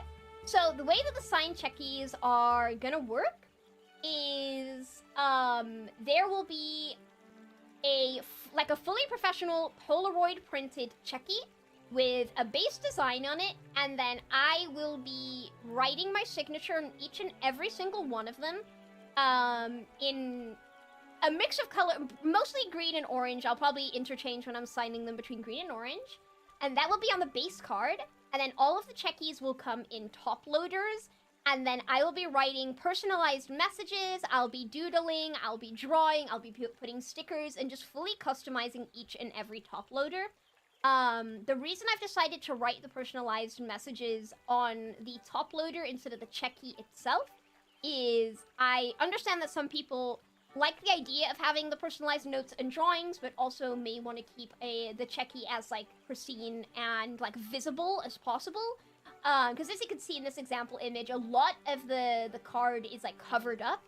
So you will get the card with the signature, and then you will get the top loader with all of the designs and stickers and doodles and messages. The doodles will be on the front, and then the personalized message will go on the back. So yeah, this is just to kind of, like, give a full range of personalization. Yeah. So I will be signing and doodling and drawing on all of these checkies on a special checkie signing stream. Take a shot every time I say the word checkie. So there are instructions to follow to have your custom message and your name and stuff inputted correctly on the website. There are instructions to follow that will take you to a video guide. Because it will be done on stream, there may be some people who want their messages and names to be kept private. And if you do not want yours to be shown on stream, you can just leave a little footnote and let me know, and I won't show it on stream. But yeah, I'm very excited to do this. When I came back from my trip from London, I showed you guys some little cards that I bought to write, like, notes on for these bundles. Actually, do I still have them?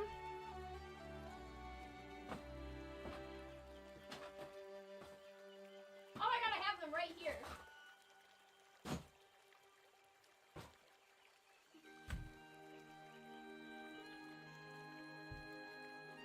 Getting the hand cam out for the third time.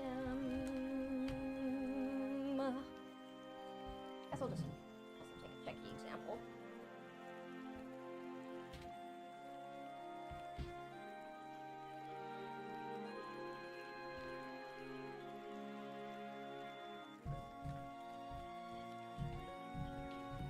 God, wires everywhere! Can we request things like, I want Footy to roast me? Your request will have to go in the instruction box on the website. But for that, you can pretty much write anything, unless it's like NSFW or Lewd, to which I will not comply, and I will probably just publicly call you a loser. Oh gosh, now I need to turn this back around.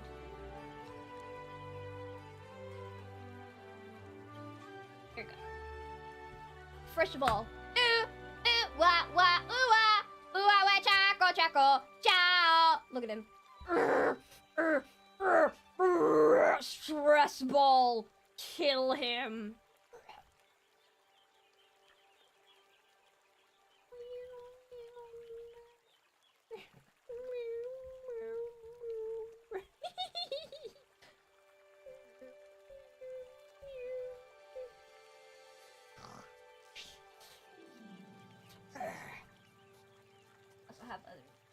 Look, it's Anako. Look, she's so cute. Sorry. I showed you my Chikawa, I'm sorry. Without asking. So, when I went to London, I bought a bunch of these little, what are these called? Oh my god, what are these called? Little greeting cards with little otters on them. And I bought 2 packs, so I have, I think, like 12 of these total, and I thought the 12 was gonna be more than enough. I didn't think we would get this many bundles. But this is what your little checkies are gonna come inside of. They're gonna come in a little otter envelope. I will make it work.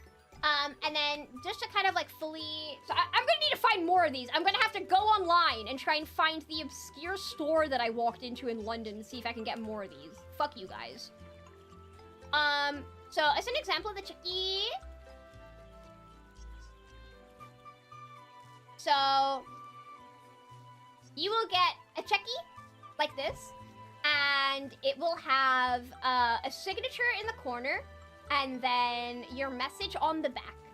And then on the front, on the separate top loader, is where you'll get stickers, doodles, drawings, all that kind of stuff. So you can have the checkie with the signature and the private message, and then you can have the top loader. So if you want to display it in the designed top loader, you can. Or if you want to put it in a clear top loader, you have the option to do that also. Options. Options, people. Options.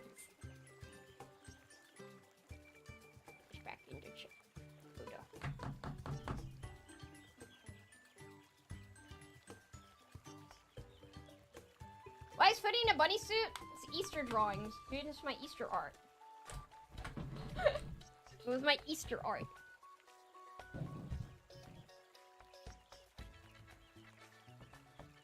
There you go. So yeah. That is everything that you can get on the merch website. I gotta fix my rigging again because it's funky again. There you go. So, aside from the merchandise being here, being as affordable and cheap and awesome as it is, we will be doing a giveaway. I'll tell you guys about the giveaway, but there's gonna be no official details until a couple of days because I still need to iron out a couple of things. But there will be a full free merch bundle giveaway, but it will not be free to enter. It will not be free to enter. To enter, you have to do something very, very, very specific. And I need to pause my music to tell you. So, to enter the raffle, or the giveaway, I'll probably see if I can have prizes for runners-up as well, like maybe 30% discount codes. To enter the raffle, you need to redraw a scene from FuriQuest. And what I mean when I say redrawing a scene from FuriQuest is the entire video, you can see me kind of bobbing up and down, going on an adventure around the world. And my dream is I want to have this PNG of me redrawn in so many different art styles, on paper, on digital, made out of clay, whatever you want to do. And then the editor who made FuriQuest has kept all of these files separated, so this scene could maybe be someone's paper drawing that's been cut out and animated. Going across the scene. And then next one, maybe this is someone's digital artwork that they did in MS Paint in 3 minutes. And then the next one, maybe someone did a clay sculpture and they sent it to me and I cut it out and I made it transparent and then that goes across the screen. So my dream is to have every single frame of FuriQuest be drawn by a different person. This is what I wanted to do for a very, very, very long time. I think this is going to be like the second big community event after the Crossvoid event. However, I do understand that I am essentially asking people for free artwork. And I know that's very, very inappropriate. So that's why I feel... That's why I feel like having it be for a giveaway is a little bit better, because then I'm like at least giving things away. And I think it's just a very creative way to do a giveaway outside of just like and retweet this post or whatever. So that's what the giveaway is going to be. So you could start drawing your footy PNG now if you want, but the like official details, rules, and the way to submit won't be up for a couple more days because I need to iron out everything and also make sure that there is like a place for you to submit your drawing and everything. So that won't be up for a couple more days, but there will be a giveaway, and that is how you enter. So yeah, stay tuned for that whenever that it comes out. I'll let you guys know whenever it's coming out. Don't worry. I'll let you know when it's happening. That'd be so fucking cool. It's an awesome idea, right? I don't know. There's something so cute about it, and I can't wait to get it done. FootyQuest is going to be our starting soon screen on BRB screen for the foreseeable future. So I want it to be special. I want it to be engaging, and then maybe once the project has been completed and every single drawing has been replaced, I can publish it as like we can publish it as a community thank you video. I think that'd be very cute. So yeah, that's my plan. That's my crazy plan. My crazy insano style insane plans.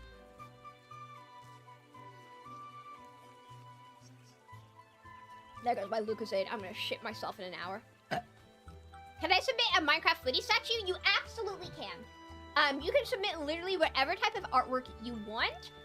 But there will be rules about like how to submit it and what type of photo you take. So, for example, the Minecraft statue, it needs to be a good, clear picture. It cannot be taken from your phone. Like, you can't take a photo of the screen from your phone. It has to be like a direct screenshot.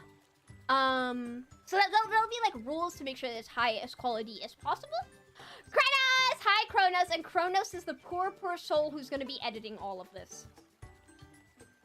You poor soul.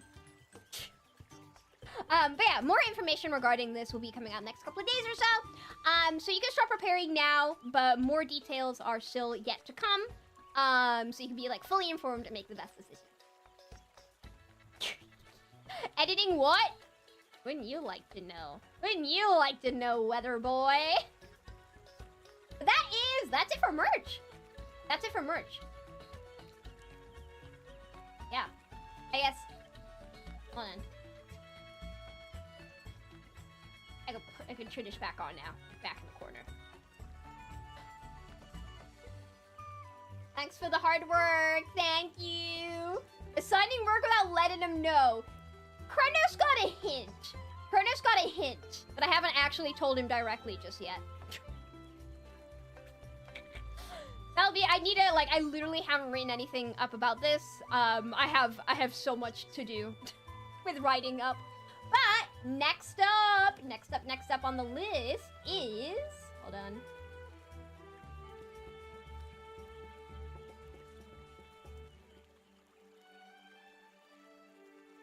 It's time to talk about party time. It's time to talk about party time. Oh my god.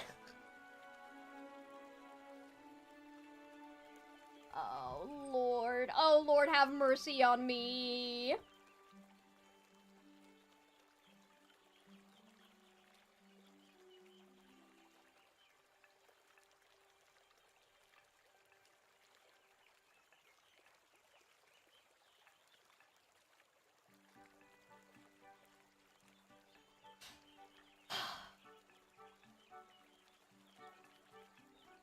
It's time to talk about party time.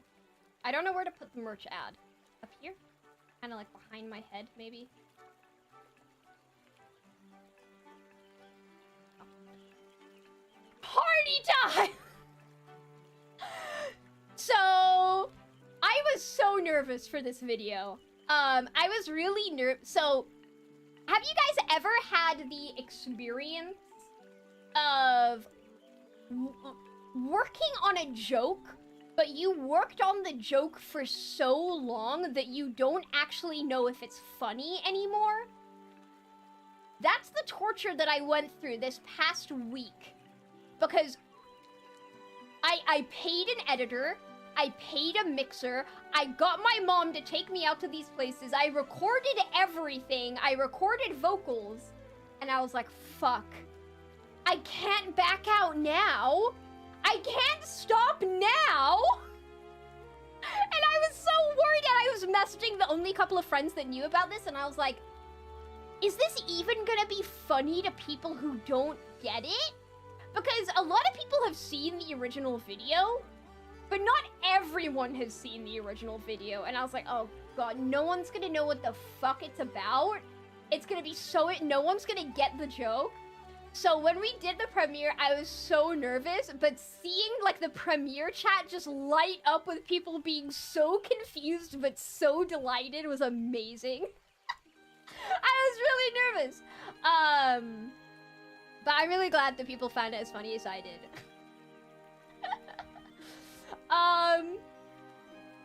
Fuck. Yeah, party time. So let's run through it, because there's a couple of funny moments that I think you don't catch at a glance. Oh, man. So here I am in a castle in Wales. I actually got permission from... So in Wales, there is an organization called Cadw. Cadw means keep.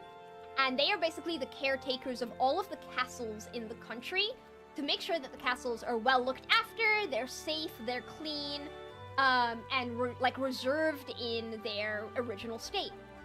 So I had to call up Cadw, and I had to sit on the phone and go through so many representatives to ask for permission to shoot this video. And I ended up getting permission in the end. But, oh my god, it was so nerve-wracking, and then having to, like, explain to them what exactly we would be doing and in what context it would be used in. But we got it in the end, I won't be playing, like, the full audio, because we'll be talking over a lot of things. But, yeah. Fuck, where to even begin? So... when I was telling you guys, like, I was giving you guys hints and stuff for the cover before it came out, I mentioned that someone had asked if we were shooting a commercial for Genshin Impact. And this is where this came from. So this was across the road from the castle. This is a small corner store, and I went in, asked the person at the desk for the manager on duty. The manager came out, and I was asking, like, hey, can I come in and record something in the store? Faces will be blurred. I'm gonna come in, I'm gonna grab a can of Red Bull, I'm gonna take it to the counter, and then I'm gonna run away. I'm gonna pay for the Red Bull before that, so you know that I'm not just, like, running out of the store without paying for a Red Bull. And they're like, yeah, sure, that's fine. And I was like, okay, there's more. And then so I had this green suit on, but the hands come off and the face pulls off. So when I'm wearing pants and sweaters, you can't actually see what I'm wearing unless you happen to look at my slippers. And then I was like, okay, one problem. And then I lifted up my sweater to show them the green, and then I showed them the anime mask, and I was like, this is what I'm gonna look like when I'm recording this. And they were like,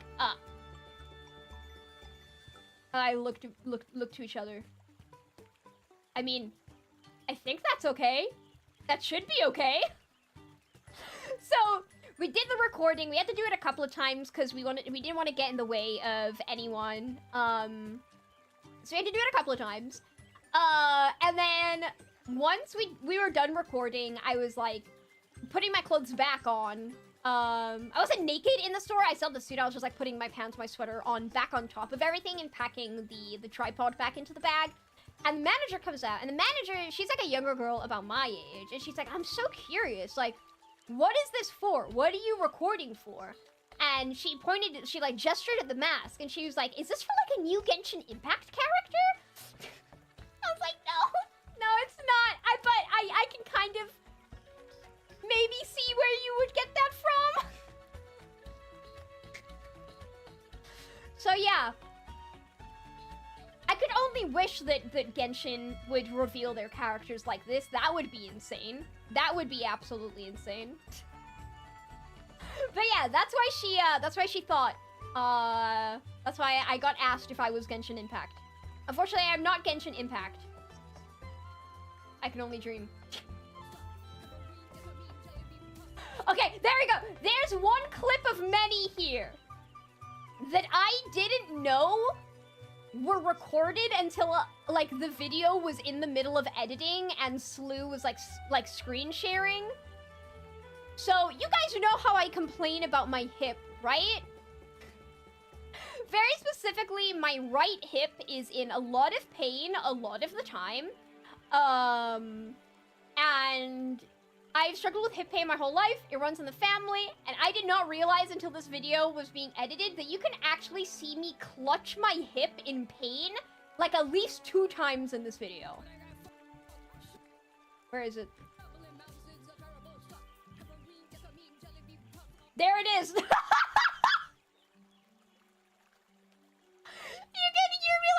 can literally see me holding on to my hip and looking away in pain. Old women! The old lady hip grab. Beautiful details. Beautiful, beautiful hidden details.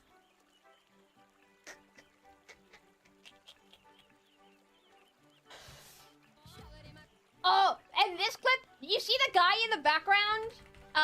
The street cleaner?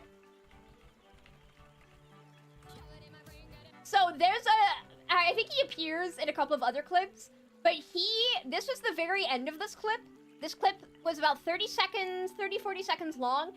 And for the majority of the clip, he actually stood right here. He stood right there and he's just staring at me, eyes wide open, jaw dropped. Just looking so very confused. Paid actor. This is also inside of the castle.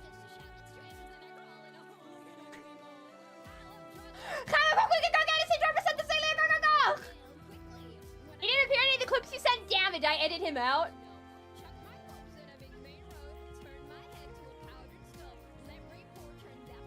And that's the last scene of the Tachi show. This was the second scene that we recorded in the playground. And I'm so mad that this was the last scene that we recorded. We should have done this one last, because crawling around in all of this playground equipment got the green suit so dirty. Like, the knees were covered in mud, the feet and the arms were stained with asphalt. So I got literally one clip being clean, and then all of the other clips after the playground scene is I'm covered in filth. Which is not on purpose, but I feel like maybe adds a little bit to the vibe. There you go! I'm holding my hip again!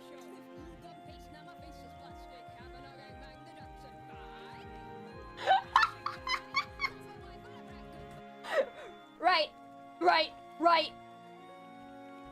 Actually, I think we see this scene later, but during the Q&A stream with Renona, the day before the debut, I promised to Renona that I would cameo her in the video. And this was the final scene that I hadn't recorded yet. So that's her cameo. Why were you having a mental breakdown in the shower? Don't worry about it. Don't worry about it. Thank you, Nicholas. So yeah, that's Renona. That's the Renona cameo that I promised.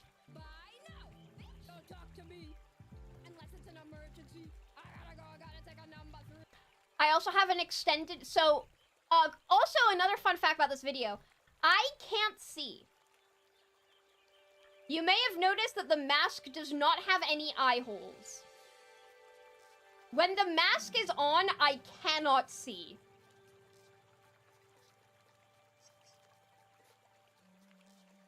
So not only am I doing this entire video almost entirely blind, but I did in fact have to climb a tree. Pretty much blind. So if you see me like trip and stumble and look confused, it's because I'm blind and I don't know what the hell is going on.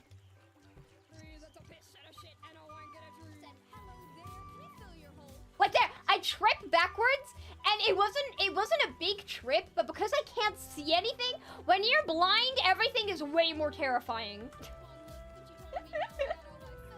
Oh, and there's Pillar. Pillars edition was very last minute. I was like packing the bag and I saw my pillow plushie and I was like, oh my god, hold on, this would be really funny. But my mom doesn't know Pillar's name. So every single time, because I'm blind, my mom had to like move a lot of the props and stuff around for me. So every time that I'd be like moving to a different scene, she'd like call after me. She'd be like, do you want your wife? Does your wife need to be in this scene? And I was like, yeah, can I have my wife?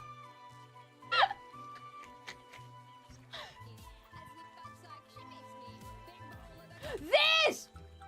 So, I'm not actually wearing my mask in this scene. I'm not wearing the mask in this scene. I'm not wearing the mask in this scene, so to make sure that we wouldn't miss a moment, when we were going around the castle, my mom was recording everything. The phone was just on recording at all times. So we had seen these building blocks from afar, and we were in the middle of walking over to them. And my mom sees this little thing out in the middle of the grass, and she's like, what is that supposed to be even? Is that supposed to be, like, a castle, like, lawn chair? And I was like, no, obviously it's a catapult. So I run and jump on it. And I just fully eat ass on the ground, because it'd just been raining and everything was wet. I click back through all my frames.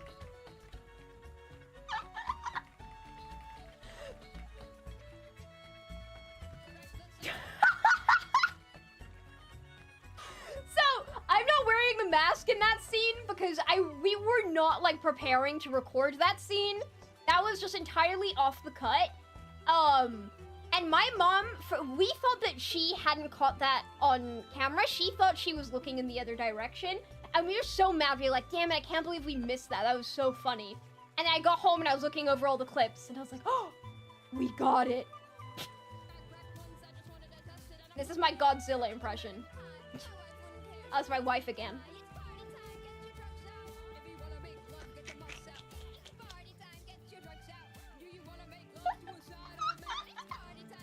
I'm gonna try to see if I clutch my hip in pain again. Oh, right. When we were at the train station, this is how I when we were at the train station, on the other side of the rail tracks was a tour group of elderly people, all of them above the age of 80.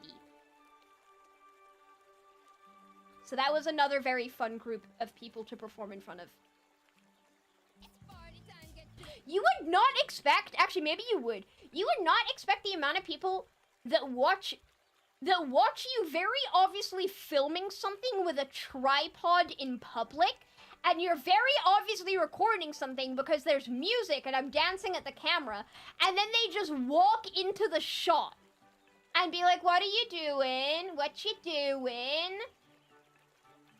Like, come on! At least wait until we very obviously finished.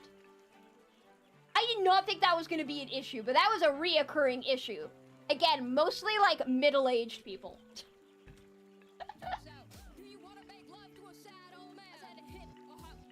I did my dip in the salsa dip. So this is a line. This is a line. So the line here is, I said a hip, a hop, a hip. I dip my dick in the salsa dip. I have a dog called Salsa. My beautiful baby girl, her name is Salsa. And I so badly wanted to feature her in this video, but I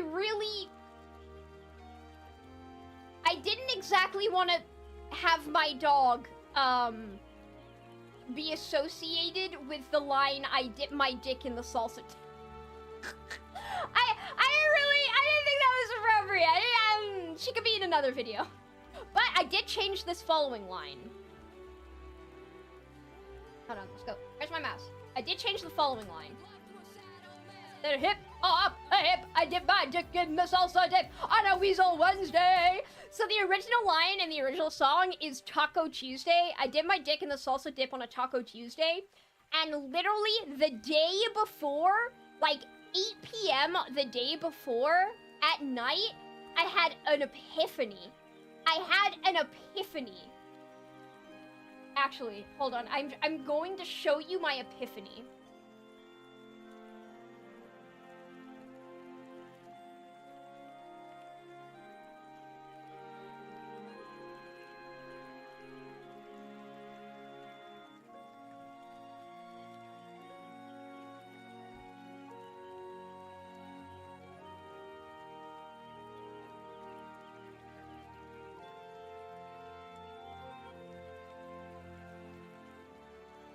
So, okay, sorry, my bad. It wasn't 8 p.m. It was 6:38 p.m. the day before the debut. This is Rosa, the person who mixed the cover, and this is the message that I sent her. Where was my audio music? There we go.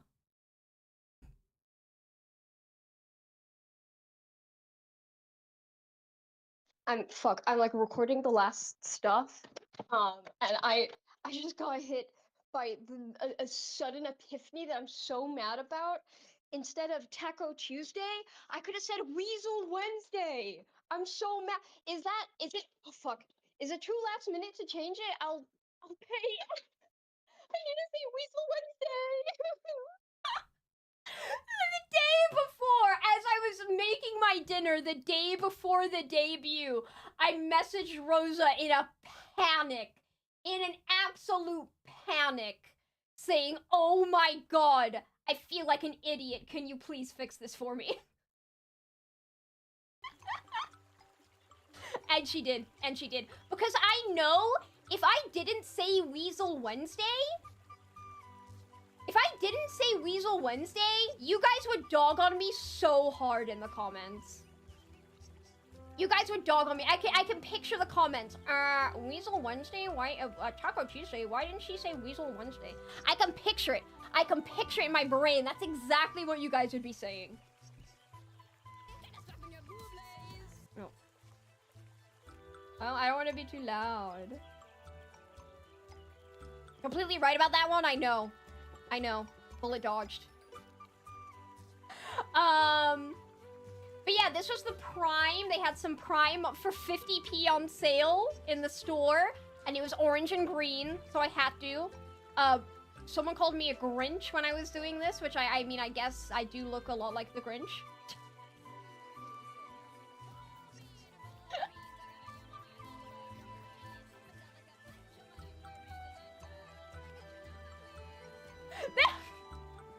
That's another one. I'm so exhausted from doing this bullshit all day that once I've done this little dance move, you could just literally see my shoulders sag in exhaustion from where I was expecting the clip to cut. I'm like, oh fuck, I'm so tired. Did you get stopped by a lot of people? A lot of people. Yes.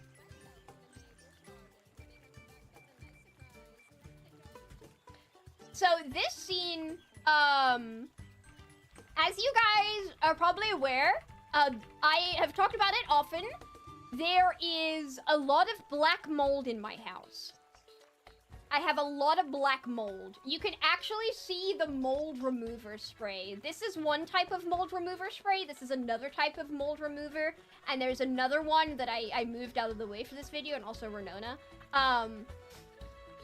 So the joke of this is there's a line in the song that says, living in a studio flat that's covered in mold. So I was gonna sit in this black mold covered shower as like, to be a joke. But I then realized after recording it that you can't actually see much of the mold. You can see some mold here. That black line, that's all mold. This dark patch, mold. This dark patch, mold. That dark patch, mold. You think that's a shadow? No, mold. This, mold. You can even see some more in the background, mold. But because I was sat in the shower, oh wait, more mold. Mold. Because I was sat in the shower, you couldn't actually see the majority of the mold. I thought the black bits were ground. No, it's mold. It's black mold. So yeah, the joke is a little bit lost because you can't actually see the mold, but it still feels like I'm having a mental breakdown, and that's the vibe I was going for. Oh yeah, this is the last thing that I recorded. And I didn't have anyone, I just had the tripod and I recorded this myself, meaning that my mom wasn't there to zip up the back of the suit, so you can actually, yeah, you can see the top here, the suit is falling down, and you can see my hair in the hairnet.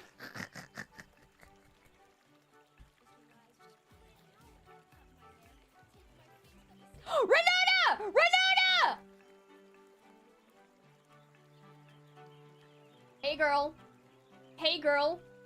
Hey girl. I promised you would be in my debut. I promised you would be in my debut. In the classiest place I could think of. Just in time to see her cameo. Exactly, exactly. Thanks for making me watch your shower. Yeah, no, don't worry about it, man. Don't worry about it. Gotta keep me company. So this is the final scene that I recorded by myself, so no one could zip up the back of the suit. So you can see the suit falling down, and you can also see my hair in a cosplay wig hairnet to keep it from falling in front of my eyes. You have a hole in the neck. No, that's just where you can lift it up and, like, reveal your face. That's on purpose. There was also a hole in the crotch area, where I'm assuming you could pee from.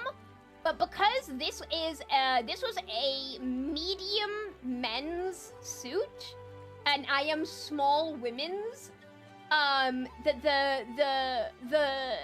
flap in the front to assumedly pee from, a pee-nor hole, just sagged. It just, like, sagged around when I was walking, so I had to cut a huge semicircle out of the bottom of the suit and sew it back up. I haven't watched the cover yet. Oh, girl. Oh, girl. It sure is something.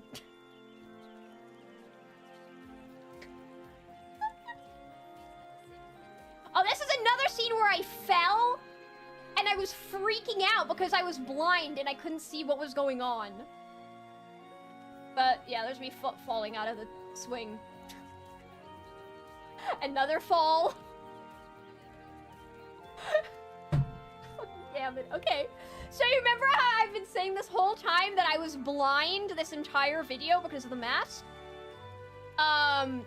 This is me tripping off the bridge, and my foot got in the water, and I was so convinced for a split second that I had just fallen off the bridge.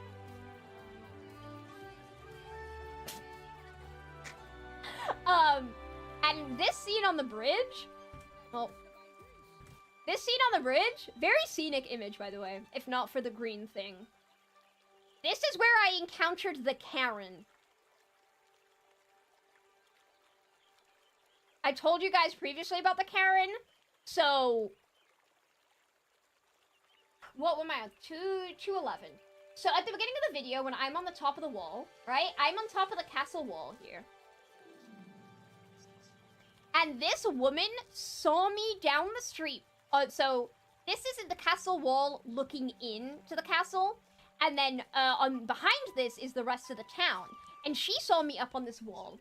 And then in the time that it took for us to make our way out of the castle, about like 20 minutes later, she had made her way to the front of the castle. But you have to pay to get in. So she was behind a fence, like a metal chain fence. And she was recording us. She'd stuck her phone through the bars of the fence and was recording me, like, putting my normal clothes back on. And I kind of caught an eye of her in the corner of my eye, so I turned around so she couldn't record my face, because I really wouldn't be surprised if some clips of this find their way onto Facebook or whatever. I don't really care if that happens. So I, like, kind of turned my back whilst I was putting my jacket back on, and I said to my mom, is that woman recording us? And my mom turned around and she was like, yeah, she is. So we both turned our backs to her to make it obvious that we like weren't comfortable with this. I put everything back in the bag. Mom got the tripod. I put my sweater and my pants back on. I got on my slippers. And we started walking out of the castle. And she is following us. She starts walking ahead of us in the same direction that we're going, but she has her arms folded behind her back, and she's still filming us on her phone, holding it behind her back like she's being sneaky. And we could tell it was recording because it still had the light on the back of the phone. So she was recording us, and we left the castle, said goodbye to the staff, went towards the car, but she had parked directly behind us, and was recording us getting back into the car? So I said very, very loudly to my mom, "Wow, that was so much fun! Thank God that we ask for permission to film before filming," or fucking something like that. And then she huffed. And then she got in the car and she got her husband, who was waiting in the car, to drive away. So I have no idea what the point of all that was. But I got permission.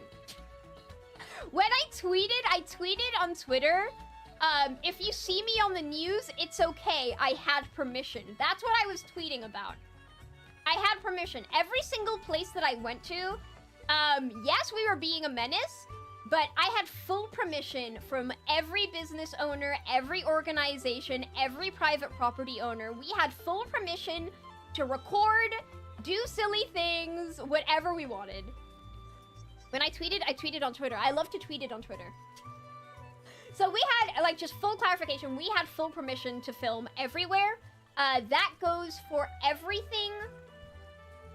That goes for everything. If I go to my channel, actually.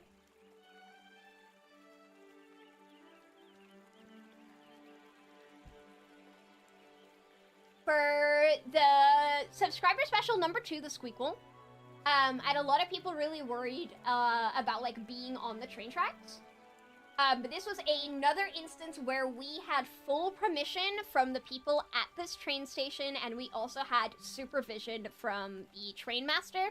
Literally everything that I have, everything that I have done and recorded in a public or private property way has had full permission and full preparation. Do not record or do stupid shit without permission. Warning. So yeah, everything has permission. Did you have to pay for that? We had to pay to get into the castle, but we didn't pay for the train station thing. Yeah. Oh. There we go. Fruit?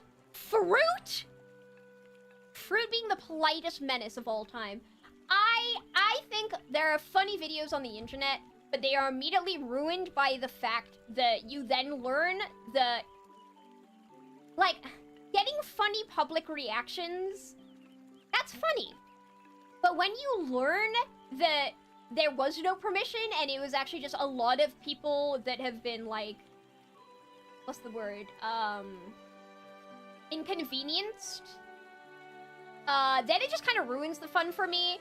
Like, I love a lot of prank videos and public shenanigan videos, but the second that I learned that none of the people who are in the background of those videos, like, I guess, like, consented or had, like, wanted to be there, then the enjoyment just disappears for me.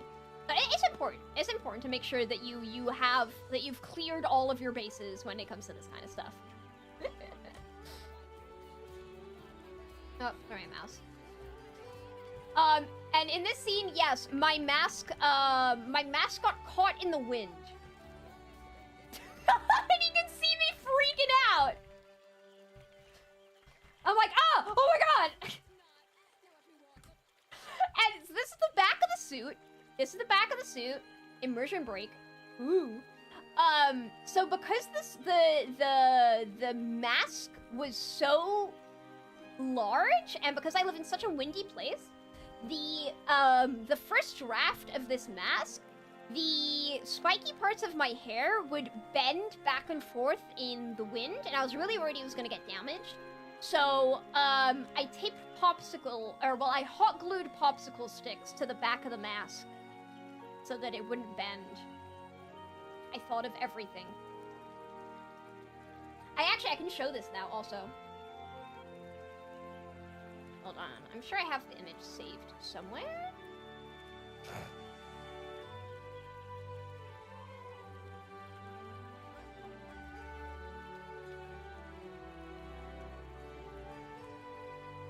There we go. So this isn't the first version of the mask. The first version of the mask that I ordered, because initially I just made one out of cardboard, but it looked like absolute fucking shit. So I commissioned this from a cardboard sign printing company. But the first version that they sent me was half the size.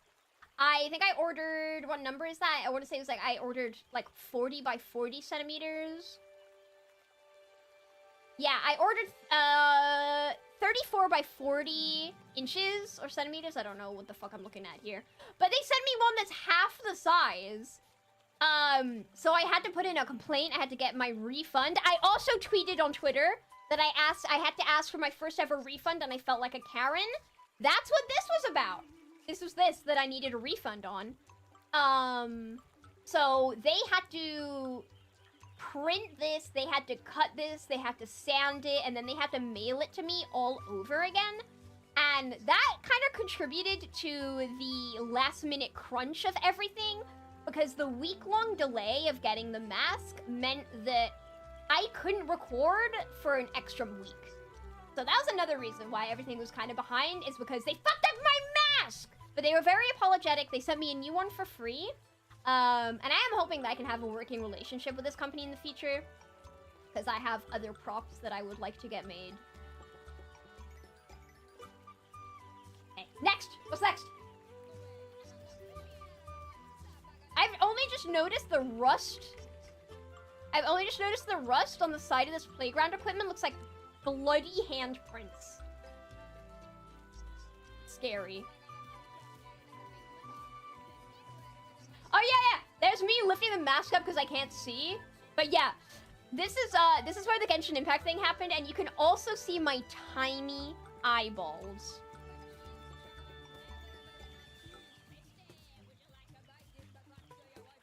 There we go, my tiny eyeballs. Because of course I can't see. I can't see in this mask. So I am blind in every single scene, and I had no idea where I was walking around in this store. So I have tiny, tiny little dot holes for eyes to look through. Face reveal. I'm sorry, guys. Face reveal. Oh god, yes. I should have taken a marker and drawn a little face on there.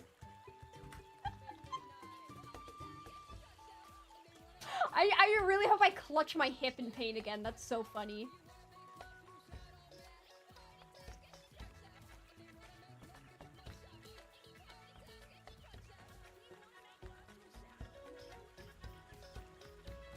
I can't believe Green Woman was this literal.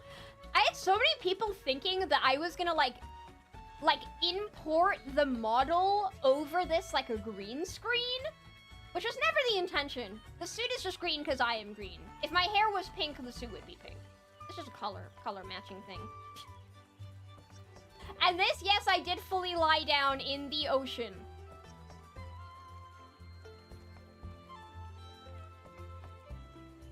And then this ending scene, I guess I'll turn off the BGM for the ending scene.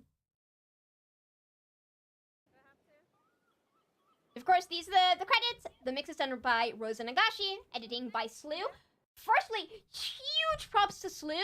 Slew edited this pretty much in the span of one night. Yeah, Slew did this in pretty much one night. I had been planning to edit this video myself, and then it got like a couple of days before the debut happened, and I just had a breakdown of realization of, I've entirely overestimated my ability, and I've totally underestimated how hard it is to edit something like this. and I was freaking the fuck out because I was like, oh my god, I can't get this done in time. I can't do this. I don't have the editing ability to do this. So Slew very thankfully stepped in and edited this in the span of one night. And the entirety of StaffCord stayed up in solidarity in voice chat. And that was one hell of a delirious voice call. I think I went to bed until like 5 in the morning. I think Slew got to bed until like 7 in the morning in their time zone. So yeah, crazy crunch. Thank you so much. It would not have been done. And Slew also did the subtitles, which I hate. We said the panic voice note. We did watch that. We watched that voice note. It's insane. So what's being said in the background here is I'm like stumbling towards my mom, and I'm like, I can't see her, and usually I can just hear her, but the sound of the ocean waves was so loud that I couldn't hear the sound of her voice. So I was just walking around with my arms out, being like, Mom, where are you? Mom, where are you? But I couldn't take the mask off because I was covered in water and I didn't want to get the mask wet and ruin it permanently. So I was just walking around all confused like, Mom, where are you? So you can hear her going, Marco, Polo. And then I think it's kind of cut out, but I say, can you take the mask off? I don't want to get it wet.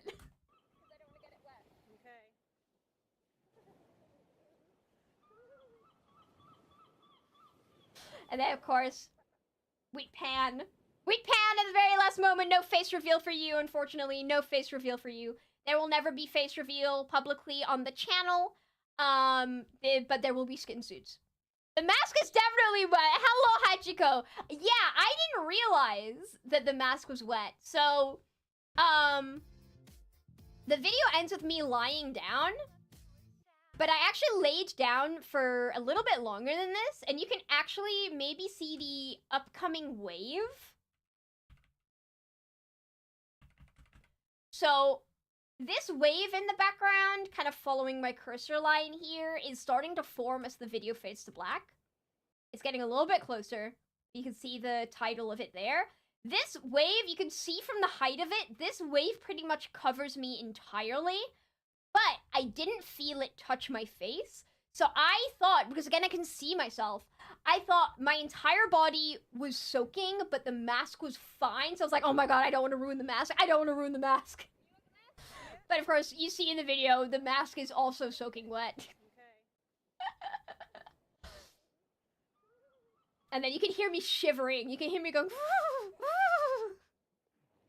because it is still cold here. It is still, kind of wintry in Wales, and the ocean water is just as cold as you would expect it to be.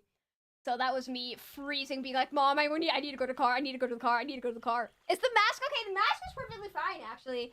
So the mask is made, it's not actually made out of cardboard. I can't remember the name of what it's actually made out of. It's like a plastic cardboard plywood fusion. So it's really sturdy, and when I knock on it with my knuckles... Actually, I can just get the mask. So, it's a little bit grimy around the edges. It's a little bit grimy, but that's to be expected. A little bit of wear and tear. But it's really sturdy. That's the sound of me hitting on the mask. Like, it's really sturdy. It's really lightweight. Yeah, high quality stuff. Put it back where it lives. There we go. The mask is okay. The mask is fine. Wave 0! Wave 1, mask 0! Unbelievable. So, I guess talk about inspirations. There's just so much that went into this. So, first of all, I was worried that not many people would know about this song. But how many people did know about the Northern Boys before this cover? How many people had heard about it? Because I was really worried that I would put the cover out and no one would know what I was referencing. There we go.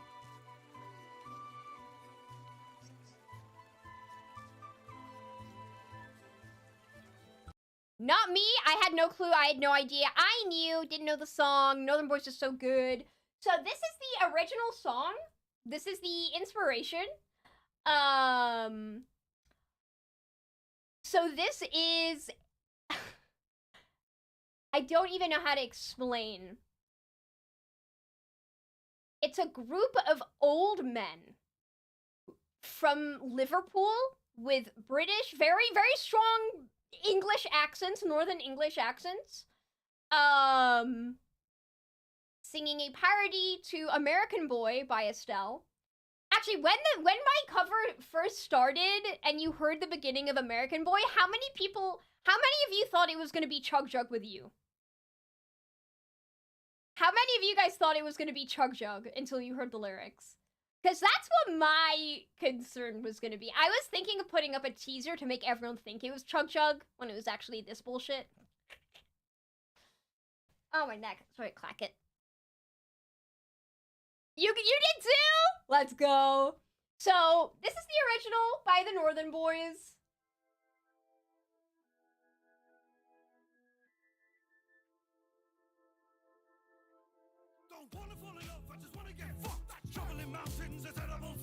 Heroin, ketamine, jelly bean puff, shove it in my brain, get it all mixed up like wow! I'm a troubled soul living in a studio flat that's covered in mold. Come outside just to shout to strangers and a crawl in a hole like an ugly mole. I love drugs and sketchy pills and the favorite ones are the ones that kill quickly. When I go when my loved ones miss me, well the answer's no. So this was the inspiration. This was the inspiration video.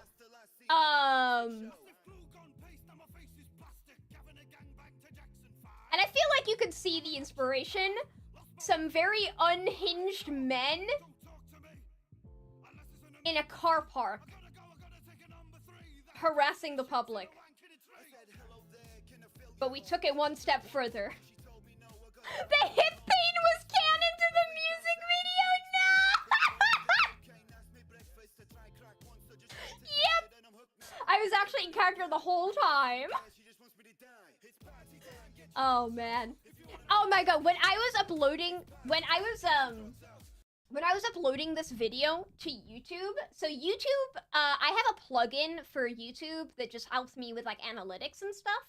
And when I was uploading the video, it gave me title suggestions for what to name this video, which included such bangers such as "A troubled soul sings about inner turmoil. This song explores the fear of falling in love. A cry for help through music and emotional lyrics. Isolation and darkness inspire this powerful song." And you know what? I think it fits. I think it's accurate. I think it fits. Did you guys have any predictions when you saw those titles go up? A cry for help through music and emotional lyrics.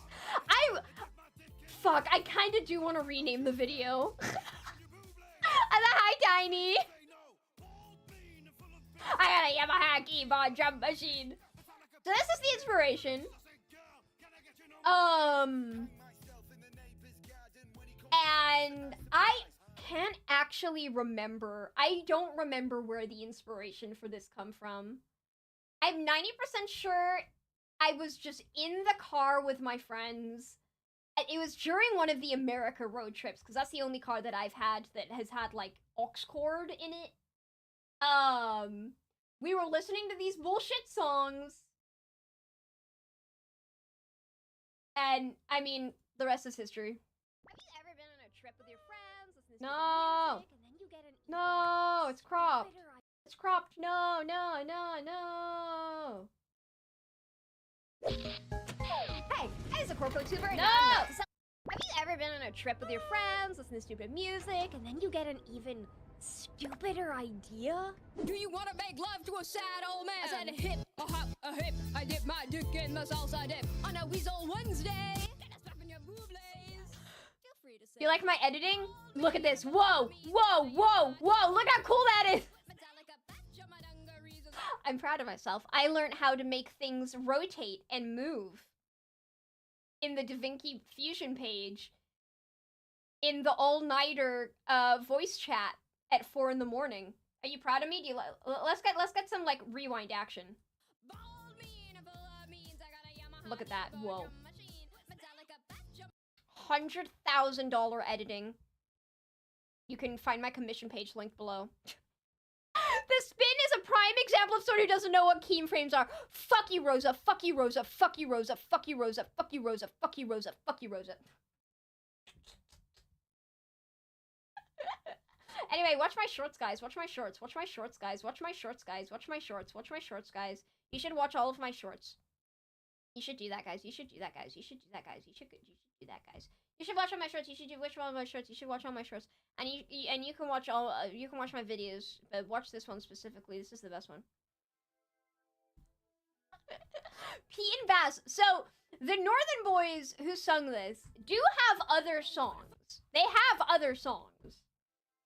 This is not. They are not a one-hit wonder. They have several bangers.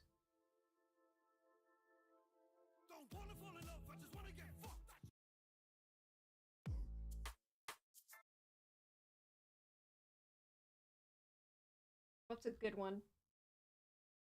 What's a good one? Where's Party Train? Sexy Train, there we go.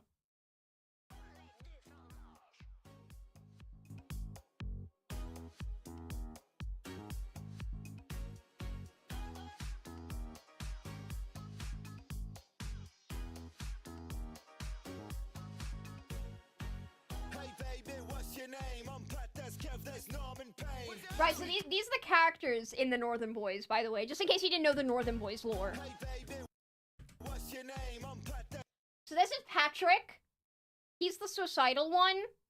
This is Norman Payne. He's the insane crackhead. And then this is Kev or Kevin. He's just there. He's just there. Don't worry about it. That's Kev, there's Norman Payne. Sweet love is a destination. I'll come take a ride on a sexy train. Get naked with me. Let's paint pictures of airplanes. This one here is a cargo jet. And I'm gonna call him Shadowbane! Oh. Oh, this is the extended version. This is the extended version. So, yeah, Norman Payne has cancer. We love him. We love him. Huge support. Did he... I think he is okay now, right? Hold on. I think is Norman I feel like he's fine? Okay, okay. Yeah! Okay, there we go. He is better now. I had to panic for a second then. I'm like pretty sure that he got better. Yeah.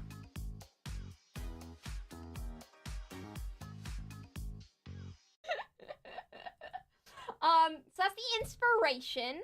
So Lyndon, I can see you. Day 2 of asking for you to cover Pete and Bass. So I don't know if I will cover Northern Boys again, is the thing. I feel like doing it once is really funny, but if I keep covering Northern Boys, then it's like, it becomes less funny, if that makes sense. So I don't know what the next... Oh, look. Oh, look. Oh, look. There's me. Oh, look. It's me. It's right there. Look, it's mine. I don't know what the next cover is gonna be. I don't know. I don't really want to call them covers, because they're more like skits, I think. I feel, because I'm not like putting a lot of effort into them. I'm not trying to be a good singer. I'm trying to be funny. So I don't know what the next cover is gonna be. I've definitely considered like Revenge, like Creeper, Aw Man, or Don't Mine at Night. But I don't know. I don't know what the next cover is gonna be. So don't ask me. I need to finish all my work. I need to sit down in front of a plain white wall. I need to stare at it and then come up with my next machinations. Maybe at Pizza Hut, Taco Bell. Pizza Hut, Taco Bell would be good. Or Rainbow Road. This is a road, it's called the Rainbow Road. This is a road where you go. It's the road where you go when you die. I don't know. I'm scared of what she's gonna make me create in video form. Be excited. Yeah, Slew, Chrono, and Rosa, I will be commissioning you also. For the next one, so...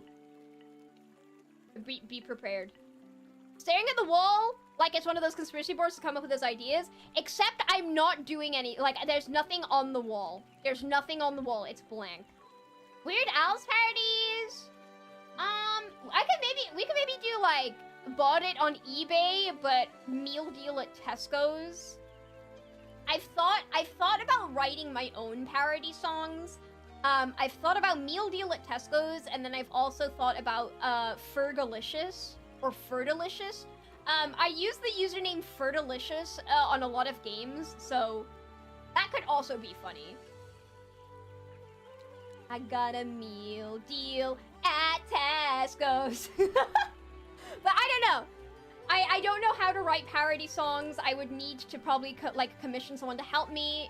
I know Echo Mori really likes doing silly covers, or, like, silly parodies, so I might ask her for help. But yeah, so I don't know what the next one's gonna be.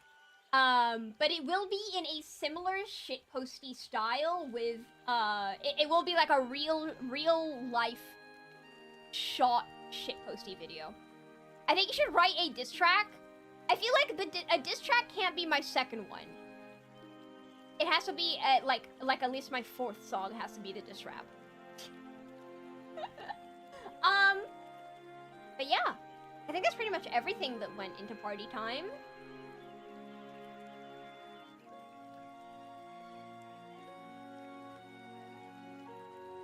There's one thing that went into party time.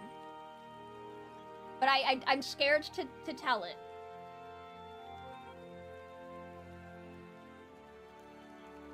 I'm scared to tell it.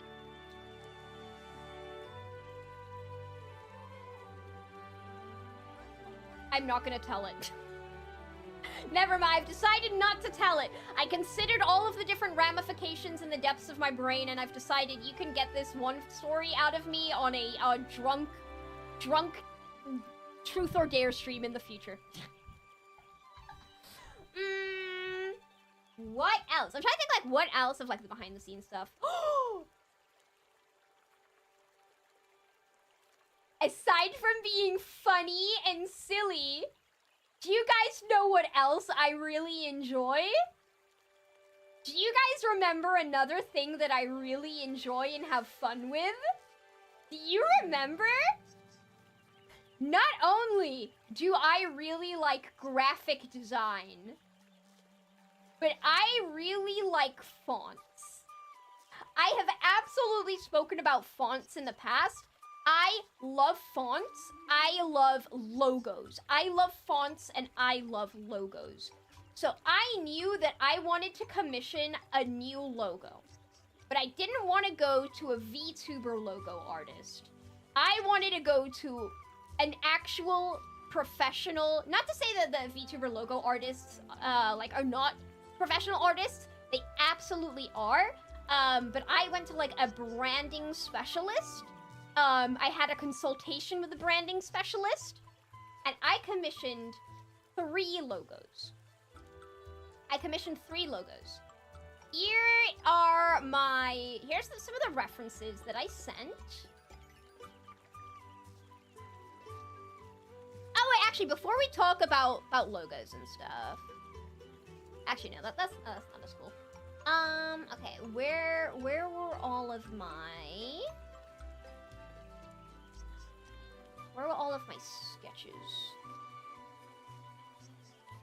Where did I put all my sketches? They're not in my sketch folder. Oh. Aha! There they are! There they are. So, these are the sketches that I sent the logo artist. So I'm just gonna make it full screen because there's just so much to look at here. I'm gonna go full nerd when I talk about fonts right now. So I love fonts, I love logos. So this was the reference that I sent this artist. So up here, these four, and these four, these are examples of the logo artist works. Previous works, this is Pombo Studios. I included some, like, information about myself, some notes. I gave a bunch of, like, inspirations and everything. And then I did a couple of my own sketches inspired by a couple of logos that I liked. And this is the one that I ended up liking the most. I really like this one with the FURIFURIFURI, like, written in the shades. I still might do something with this in the future. I also really like the FURIFURI in the mouth. This is, like, one of my favorite, like, designs. Like, this, and this. These are my favorite. I also like this in the sunglasses. These are my artistic explorations. Yes, I went to art school. Yes, I'm allowed to call them explorations, okay? You're only allowed to call them explorations if you went to art school. And I went to art school. The commission for the... Yes! So I only commissioned 3 logos from this artist. And this artist ended up sending me, I think, like 10, 13 different logos. And let me choose which ones I wanted. But when I got the files were labeled, like, logo.ai. There were AI files, and I was freaking out for a second because I thought they'd been generated with AI, and I was about to lose my shit, entirely forgetting that AI also stands for, Adobe Illustrator.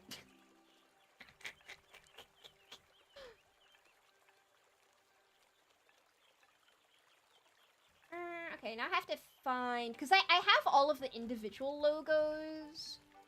I need to find a photo of all of them together.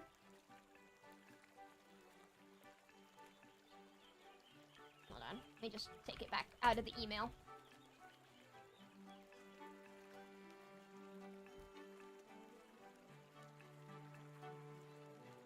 Oh, right. There we go. Okay, okay. I get it now. I get it. It's gonna be cropped down because this isn't a downloadable file.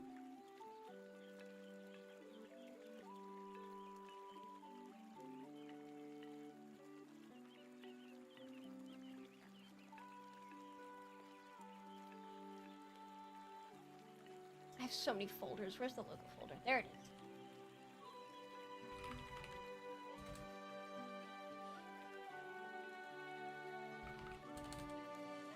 So again, reminder, I commissioned 3 logos. Only 3.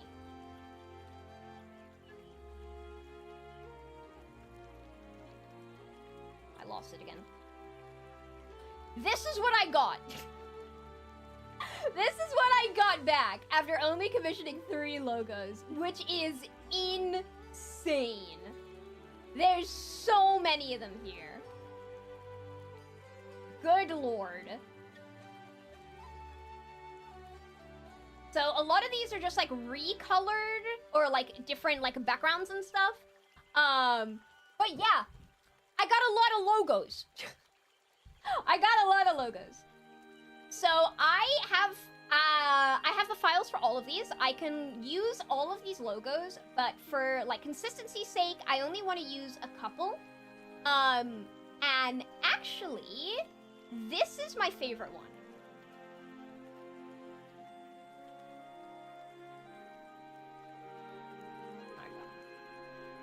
This is my favorite. If I can like, you can't really see very well because the whole background. But this is my favorite one from the bunch. It's very like, again, I've never played Persona. I don't know anything about Persona, but this is definitely very Persona, I think. This is my favorite one, but because of the size and the orientation, it's really difficult to make it look good on graphics. So you'll have noticed on a lot of the graphics that I've put out for the debut and for the merch, I've used this logo instead. Because this feels a lot easier to use on graphics. So I'm going to be using these two logos interchangeably, but this is probably going to be the main one. I'm also going to try and stick to black and white because I think that goes well with a lot of different graphics. But I have the files, so I can make the line art a different color. I can make the stroke a different color. I can make the inside of the letters any color that I want. Everything can be fully customized. So I am probably going to sit down and, like, photo bash all of the logos, all my favorite different parts of the logos together, recolor a couple of things, but this is going to be the main logo going forwards. I'll also be sending these files probably to Lobo to upload onto the wiki, so you guys can use these in your own memes or editing or whatever, including the new model and all of that. But yeah, then my new logo. The other one that I showed, the sharper one, this one. Actually, that doesn't have a background to it. Hold on. Here's like another variation of it where it's green. So this was the logo that I used for the can badge.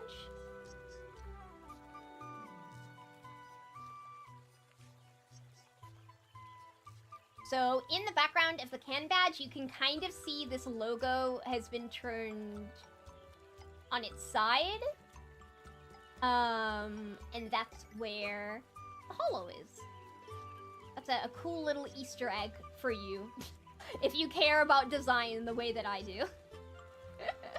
Everything, every tiny little detail I have thought of with my massive gargantuan weasel brain.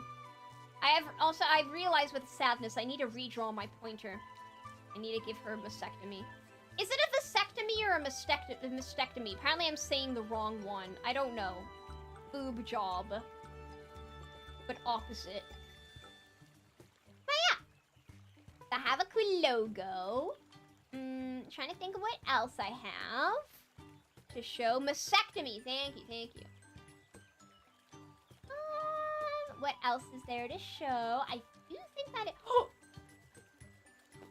Glarp! Gleep glarp!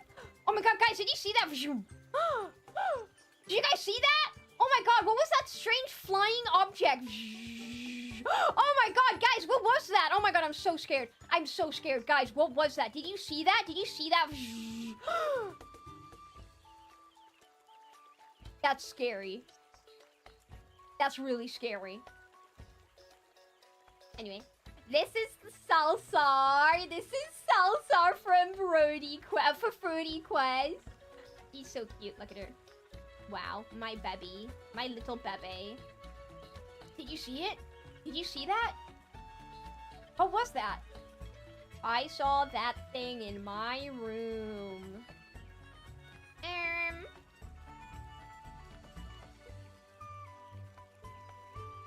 I think that is it for now. Oh, wait. So you don't get to see it very clearly in the video because it goes by really fast. But have you ever wanted to see the NASA Space Control Center, but every single screen has my face on it? Because I spent like 2 hours doing this, by the way, just in case you cared.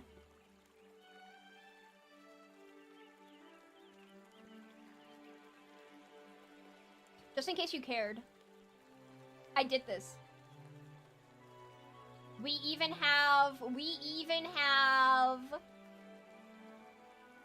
have plushies. We have Red Bull cans. We have standees. Lots of Red Bull cans just under the desks everywhere. Yeah, just a lot of...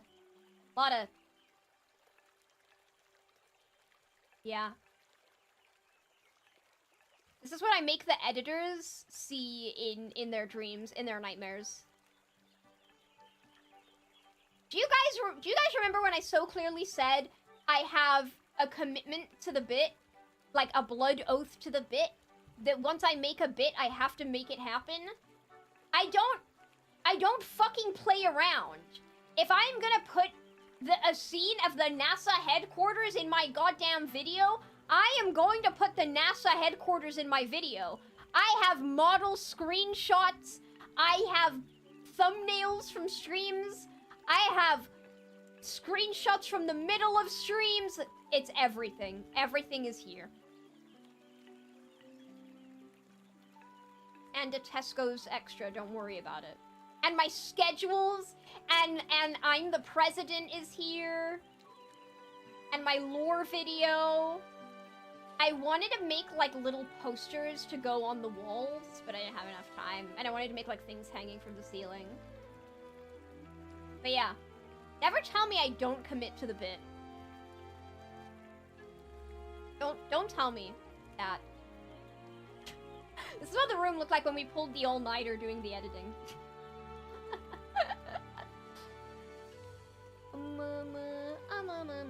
What else?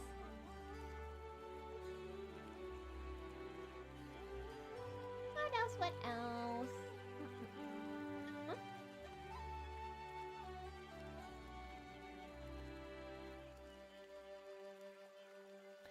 I do believe now that I think that's everything. I'm trying to give everything a once over to make sure there isn't anything that I've missed. I love yipping and yapping. Oh, I do have this is minor, but I think it looks good. I've been working really hard on kind of rebranding my design philosophy and all that kind of stuff. So I'm still sticking with the green and orange, but I want to go for this kind of scrapbook paper sticker kind of vibe. I think it's very, very cute. So you'll see a lot of things like my graphics moving forward and this title card. That a lot of my things are going to kind of go with that scrapbook theme. I think it's very cute. I think it's very cute. I've been working hard on my design bible.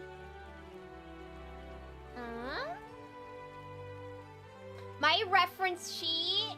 So my reference sheet is now on Twitter. My updated reference sheet is here. That's my updated reference. It's got my signature down there.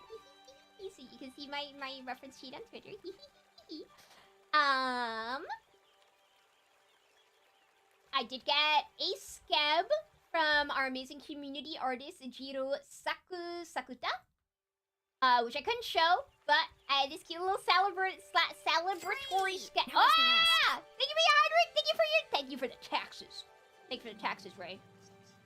So I got my first art and my scab that I got. It's so cute. I got my pants on. I got my business associates.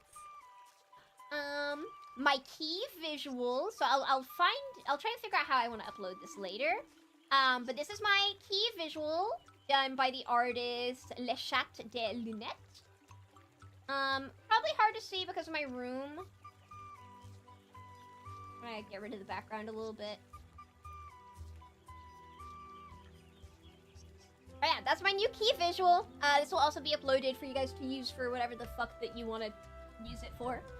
Yeah, I've always wanted to get a lot of art of me. I feel like my art, my character design is very I'm trying to think. It's like for Kimono Mimi characters in media, they're supposed to be half human, half animal, but they're just people that have cat ears most of the time. Pardon me. So I really wanted to lean into kind of that Beastman feeling, like a full 50% human, 50% animal. I have a vibe, okay? I have a vibe and I have a vision in my mind. So I want to get a lot more artwork that kind of really express that. I feel like if Furi was a real cat, I don't know why. If Furi were to be animated in an anime, I feel like you would see her crouching in a chair instead of sitting on it. I feel like she'd scratch her ears with the back of her feet. I feel like she'd be climbing on shit. I don't know. I'm sick of Kimono Mimi characters that are just people with animal ears. Where are my beast men at? You know? Where are the beast men? That's what we're trying to go for in this key art. So I don't know if I want to use this. So spoiler, I will be doing some meet and greets coming up soon, which means I might get to have a cardboard cutout, which would be awesome and a dream come true. I don't know if I will use this cardboard cutout. Mostly because I'm scared that with this pose, my head may be at an inappropriate height. And I don't want people to be weird. I want them to put their butt in my face. So I don't know if I will use this for cardboard cutouts, but I also think it'd be really cool if this is like a cardboard cutout and then like people do like a cool pose where they also crouch with me. I think that would be awesome. I think it'd be so cool. But yeah, that's my key visual. And we have some fan art. We have some fan art to look at from yesterday as well. I want to look at the fan art with everyone. As a hi, Rebby. Hey, the people have to think about that. Yeah. Oh! Here's some other fun facts about that video. So, for the party time video, because people on the internet are fucking insane, so I was not just wearing a green suit in the video because of insane people. Hold on. So I was not just wearing a green suit. I was wearing underneath an additional black suit. So the same thing, but in black. I was then wearing sport attire. So skin tight sports leggings and a shirt. And then I was then wearing safety shorts, boxers, and also a safety support bra. And then I was wearing, additionally, very, very thick socks, which I had super glued and sewn heavy-duty worker boot shoe soles to the bottom, so that there was no definition in my feet, and so that I could also walk around on top of rocks and stuff and not get hurt. How warm was it? I was sweating a lot. I was sweating a lot. Imagine. I love describing all of the hoops that I jumped through to make sure that I could not be sexualized online. I mean, I guess I could still be, everything can be sexualized, but I did my best because, again, nothing has changed in regards to my art guidelines. You can draw whatever you want. I just don't want to see it if it's NSFW. I do not want to be aware of the fact that I am being sexualized. I know there's freaks online. I know it can't be helped. But I also wanted to make sure that that same thing kind of applied to real life, because I feel like, I don't know, I don't like seeing my VTuber avatar be sexualized, and I definitely don't want to see myself be sexualized. That's weird. That's strange. So, there were precautions. There were hoops that had to be jumped. Unfortunately, if I was a man, if I was a man, I could have gotten away with nothing more than a belay belt. Unbelievable. But yeah, so I did my best. There were many layers under this. I felt like I was, like, getting ready to crawl inside of a fursuit. But the foot contraption, the socks that I made, I'm so glad that I made those. I was climbing on rocks. I was climbing trees. I was, like, stepping on shards of glass, and I did not feel it. I'm shocked that you didn't went and get a binder. I was considering it because I do have one for cosplay purposes. The only thing is it's very hard to breathe in, and I would be doing a lot of jumping and dancing, and it'd be hard to breathe in. And also, I didn't want my mom to get any weird ideas, and I don't know how to zip it up myself. My mom would have to help me zip it up because it's really tight, and I didn't want that. I didn't want her to do that. So it was an option. What were you doing next? Fan art. That's it. Okay, fan art time. Because I've seen that there's been quite a few fan arts, and I do want to look at them because some of them are absolutely amazing. And I did see one before the stream started that I didn't get the chance to look at, but it looked amazing. Okay. Here's the fan art chat.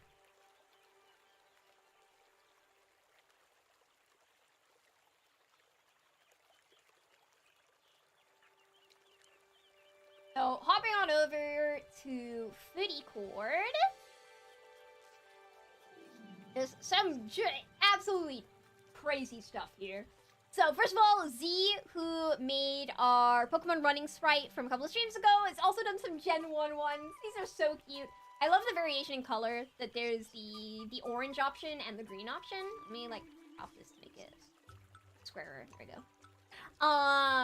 This by Hacks, hilarious. This is me as Jimmy Bumples. The weird, I think it's like a putt-putt car character that I've been joking about.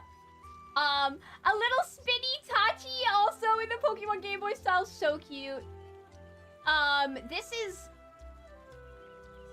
strange scrap scruff artwork of Tachi getting boobs. Don't worry about it. Also hilarious though. There's something about his expression. There's something about his expression and shock of obtaining tits that does get to me. Got some crying business associates. And then, of course, the lore comic. The lore comic behind the loss of my boobs at the hands of Roa Arctos, who botched my mastectomy. I can't believe Roa Arctos would do this. I can't believe Roa Arctos would do this. And then it got progressively worse. And Dr. Nova and Dr. House joined the party. And then also Mori Calliope and Nimi Nightmare and Pillow Deer. And then Vuvuzela Bondage. And there was another one that had a little purple man. I don't know where the little purple man went, but he was also here in one of them. Yeah, and then I died at the end. The Void, this is me. I died after my botched mastectomy. And then I died, and everyone is seeing me off as Mori Calliope comes to take me away. Wasn't the good doctor also here? Or am I hallucinating? Who knows? And then we got more very cute debut 2.0 artwork. I love the way Scrap draws the business associates. They're so cute. I didn't think that I was gonna get fan art of the suit. But I think I love this. I think I love this.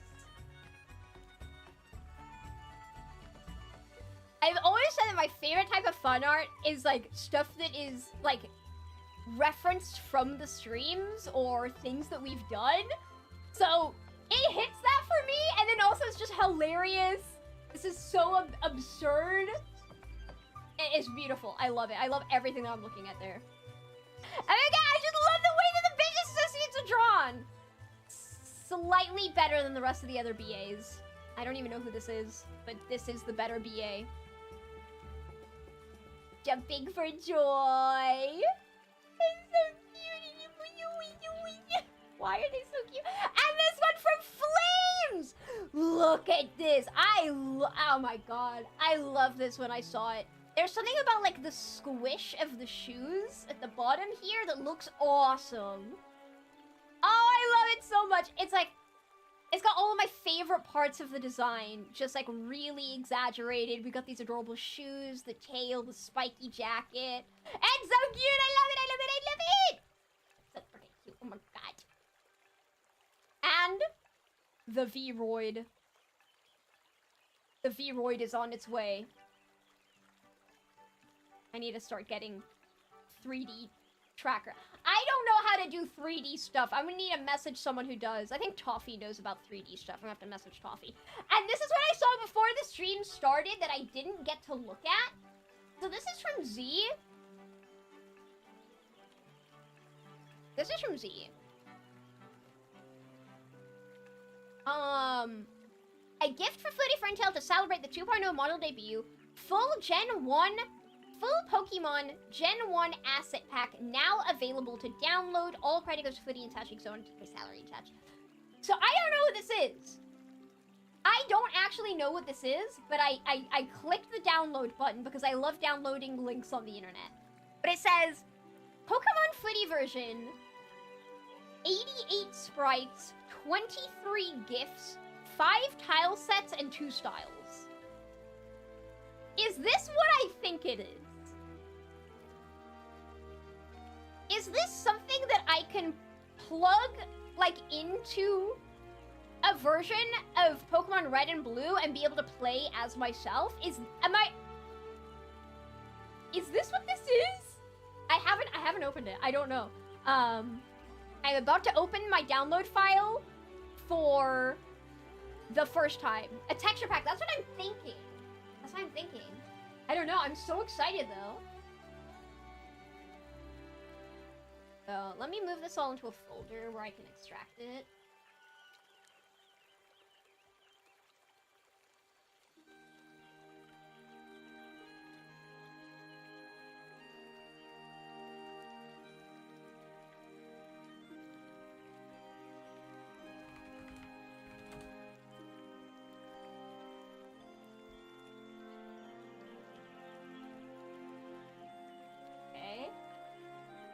Extracting.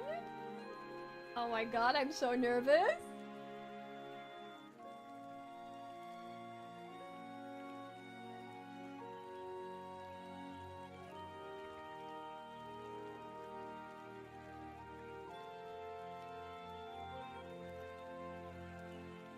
Oh my god! Oh, this is awesome! Okay, I'm trying to like figure out how I should be able to show these.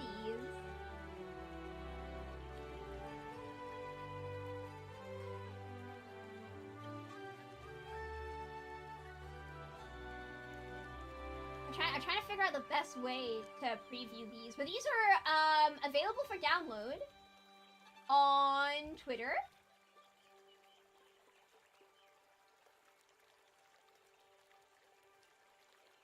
Oh my god.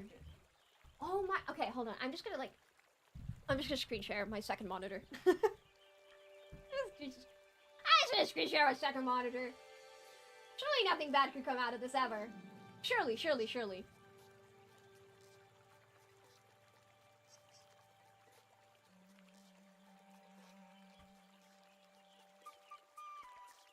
Actually, no. I'll keep it normal size. Oh my god. Look! So that's the back sprite? Oh my god. I'm on a bike! Sideways bike! What's this? Oh my god, am I fishing? Ah! Full body sprite! Oh my god, that's so cute! Are you kidding me? Oh my oh my god. Oh my god! It's so cute! I'm running. Oh my god, that's awesome! And for Tachi too?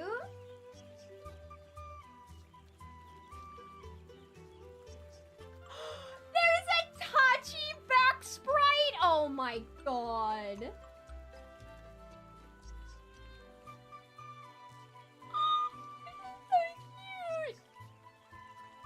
Well, what would we... If we would replace Tachi with a Pokemon in a ROM hack, what would it be? Would it be Meowth? Because of the coins and payday and stuff? Oh my god, look at him. Oh my god, look at him! Look at him! Furrit, I literally just said red and blue. I literally just said red and blue. You're all fucking stupid. Hey, what are the tiles set? What are these? I don't know what these are. What is this? Oh! It's all the images together! Oh! Look at him! Oh my god. I think this is for Pokemon Yellow. Oh my god! That makes so much sense! That makes so much sense.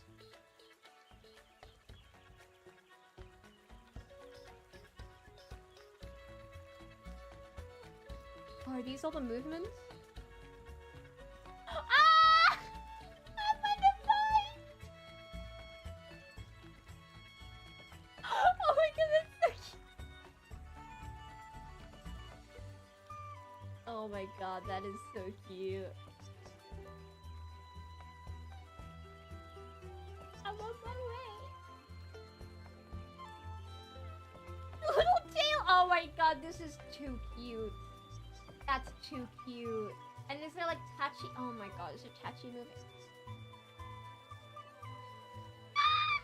It's so cute!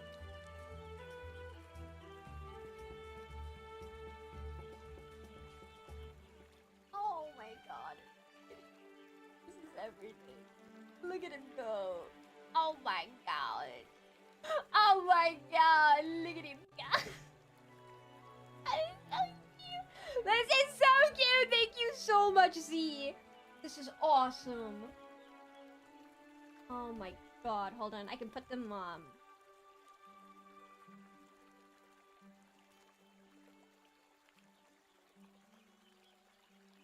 put them on the screen.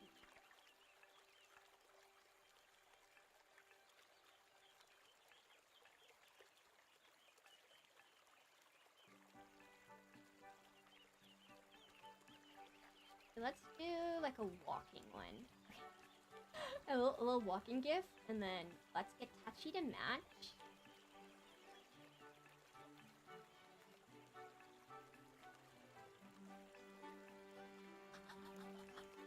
Oh my god! That's so cute! I put them in a group together, and then I can shrink them down as a duo. Oh my god, I'm gonna throw up. Are you kidding me? That is so cute. We're going on an adventure together! Oh my god. Thank you so much, Z. This is such an awesome debut 2.0 gift. Thank you so much. I'm gonna see who I can contact and what I can do with my newfound sprited power. I'll see what I can do. I don't.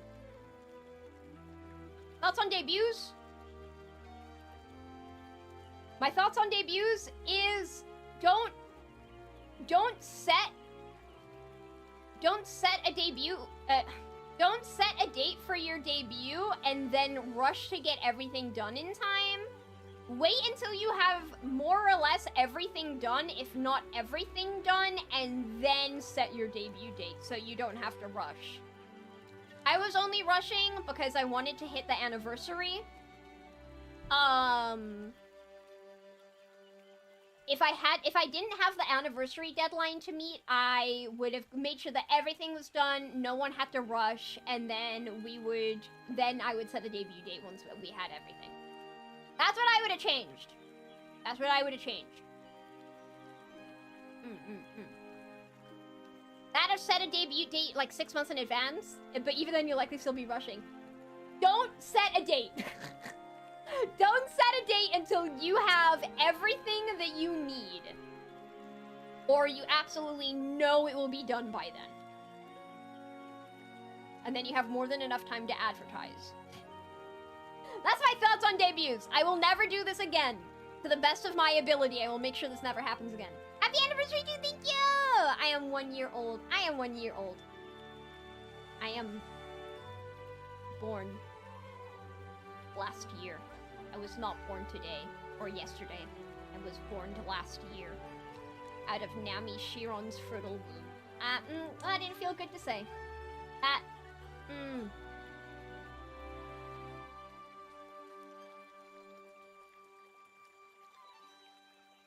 Just kidding. But yeah, that is pretty much the only stuff I want to talk today. It feels so awesome having the debut be over, or like having everything be revealed, because it's like, oh my god, I don't have 10,000 deadlines to meet. I don't have to rush. I can go to bed at the normal time. I finished the debut last night. I just kind of sat staring at my screen for a really long time, feeling weird, because I was like, fuck, I just spent like the last month in like speedrun cramming mode to make sure that everything was done in time, and now it's like, damn. What do I do? Time to find a new project! But I'm gonna enjoy my free time for a little bit. I have not seen the Minecraft movie. I have not booked time to go see the Minecraft movie. And I've been dodging spoilers like Neo, so I need to go see the Minecraft movie. That's what I'm gonna be doing with my spare time. But for now, I'm gonna end the stream, because I need to go give my mom a gift to thank her for helping me with recording, because I have been cramming this past week. I mean, my lips are really dry. Ow. I've been cramming, and I have not had time to really talk to her, so I'm gonna go give her a gift. And yeah, that is pretty much it. That's more Ah! like it. Thank you for the taxes! Thank you, thank you. But yeah, thank you guys for being here. Thank you so much for being at the debut 2.0 yesterday. And also, thank you so much for the 1K on party time. Also, I'm at 7.6. I'm at well, thank you for 1.5K on party time, and also thank you for 7.16K followers. What the fuck? When did that happen? I hit 7K like this Thursday. What the fuck? But yeah, there will not be a 7K subscriber special video because you just got party time. Don't be greedy. But yeah, I'll leave you on with that. I do not have a schedule for this upcoming week because I have not had time to make one yet. However, I can just kind of tell you the vague outline if I go look at my calendar.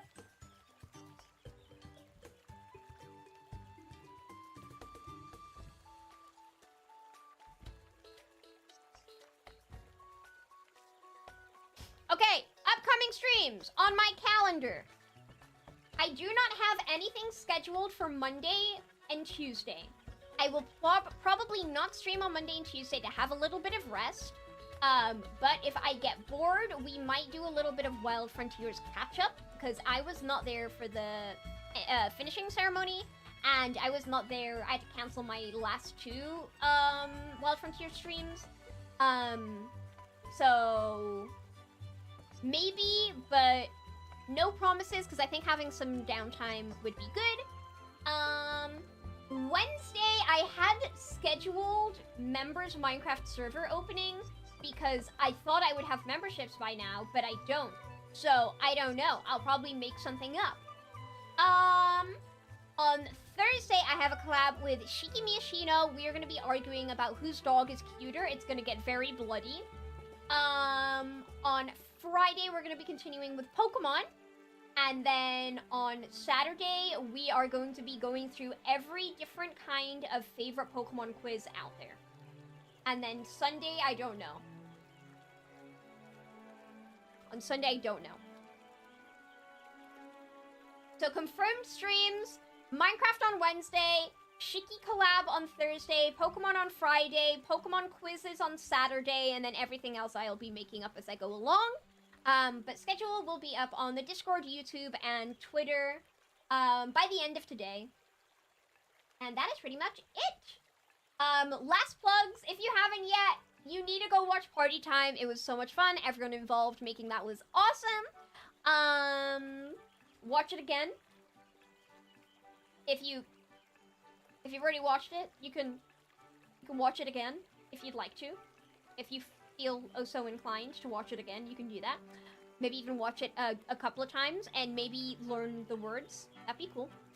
And if you look at the pinned message in the chat and in the description, we have a link to the merch, which has been on screen here lovingly for the whole stream. Woo, woo, woo, woo. Merch is as affordable as I can make it. I am taking huge pay cuts to make sure that it is as affordable in both price and shipping to everyone. Pre-orders are open from now until May the 5th. We do not have any samples just yet, aside from the embroidered keychain, so I will be updating you whenever we have actual physical samples to show. I do want to make a note in regards to upcoming tariffs. Even if you as the recipient do not live anywhere near the United States of America, your order will still be impacted by tariffs. Every single order will be impacted by tariffs. However, the last time the tariffs were announced, they were delayed for several months. So, if we're lucky this new batch of tariffs will also be delayed for several more months, and we can get the merch shipped out before then. However, if the tariffs do continue as planned, there will unfortunately be price changes to the merchandise, including people who have already pre-ordered. In the situation where that happens, I will make several public service announcements. I will be talking about it, and then every person who has ordered will be checked up with either by an email or like through private message to figure out what they want to do, if they want to cancel their order and get a refund, or if they do want to pay the extra money added by the tariffs. Every item, unfortunately, no matter where you are, will be impacted. The only items not impacted will be the sticker and the checky, but the checky is a free item, so that doesn't even count. Damn it. So we don't know what is going to happen in regards to this. This isn't an us issue.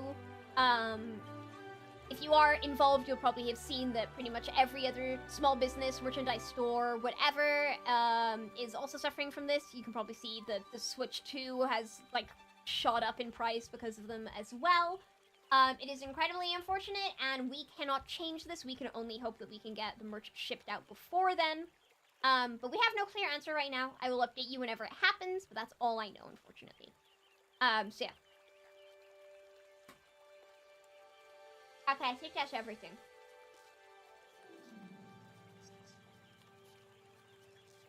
Yeah, I think that's everything. I'll see you guys later. I'll probably see you next Weasel Wednesday. Unless I get bored and do a gorilla stream, but I don't know if I will. No promises.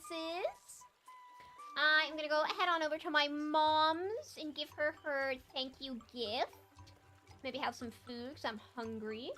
And I'm gonna raid you guys into... Damn, no one's online. The only person online is Hoodlum Callum. I guess I'll raid you guys into Hoodlum Callum, who's playing Pokemon Pisces. And with that, yeah, pretty much, I think that's it. Discord, link in the description. Cover song, link in the description. Merch, link in the description. And I'll see you in the next one. Bye!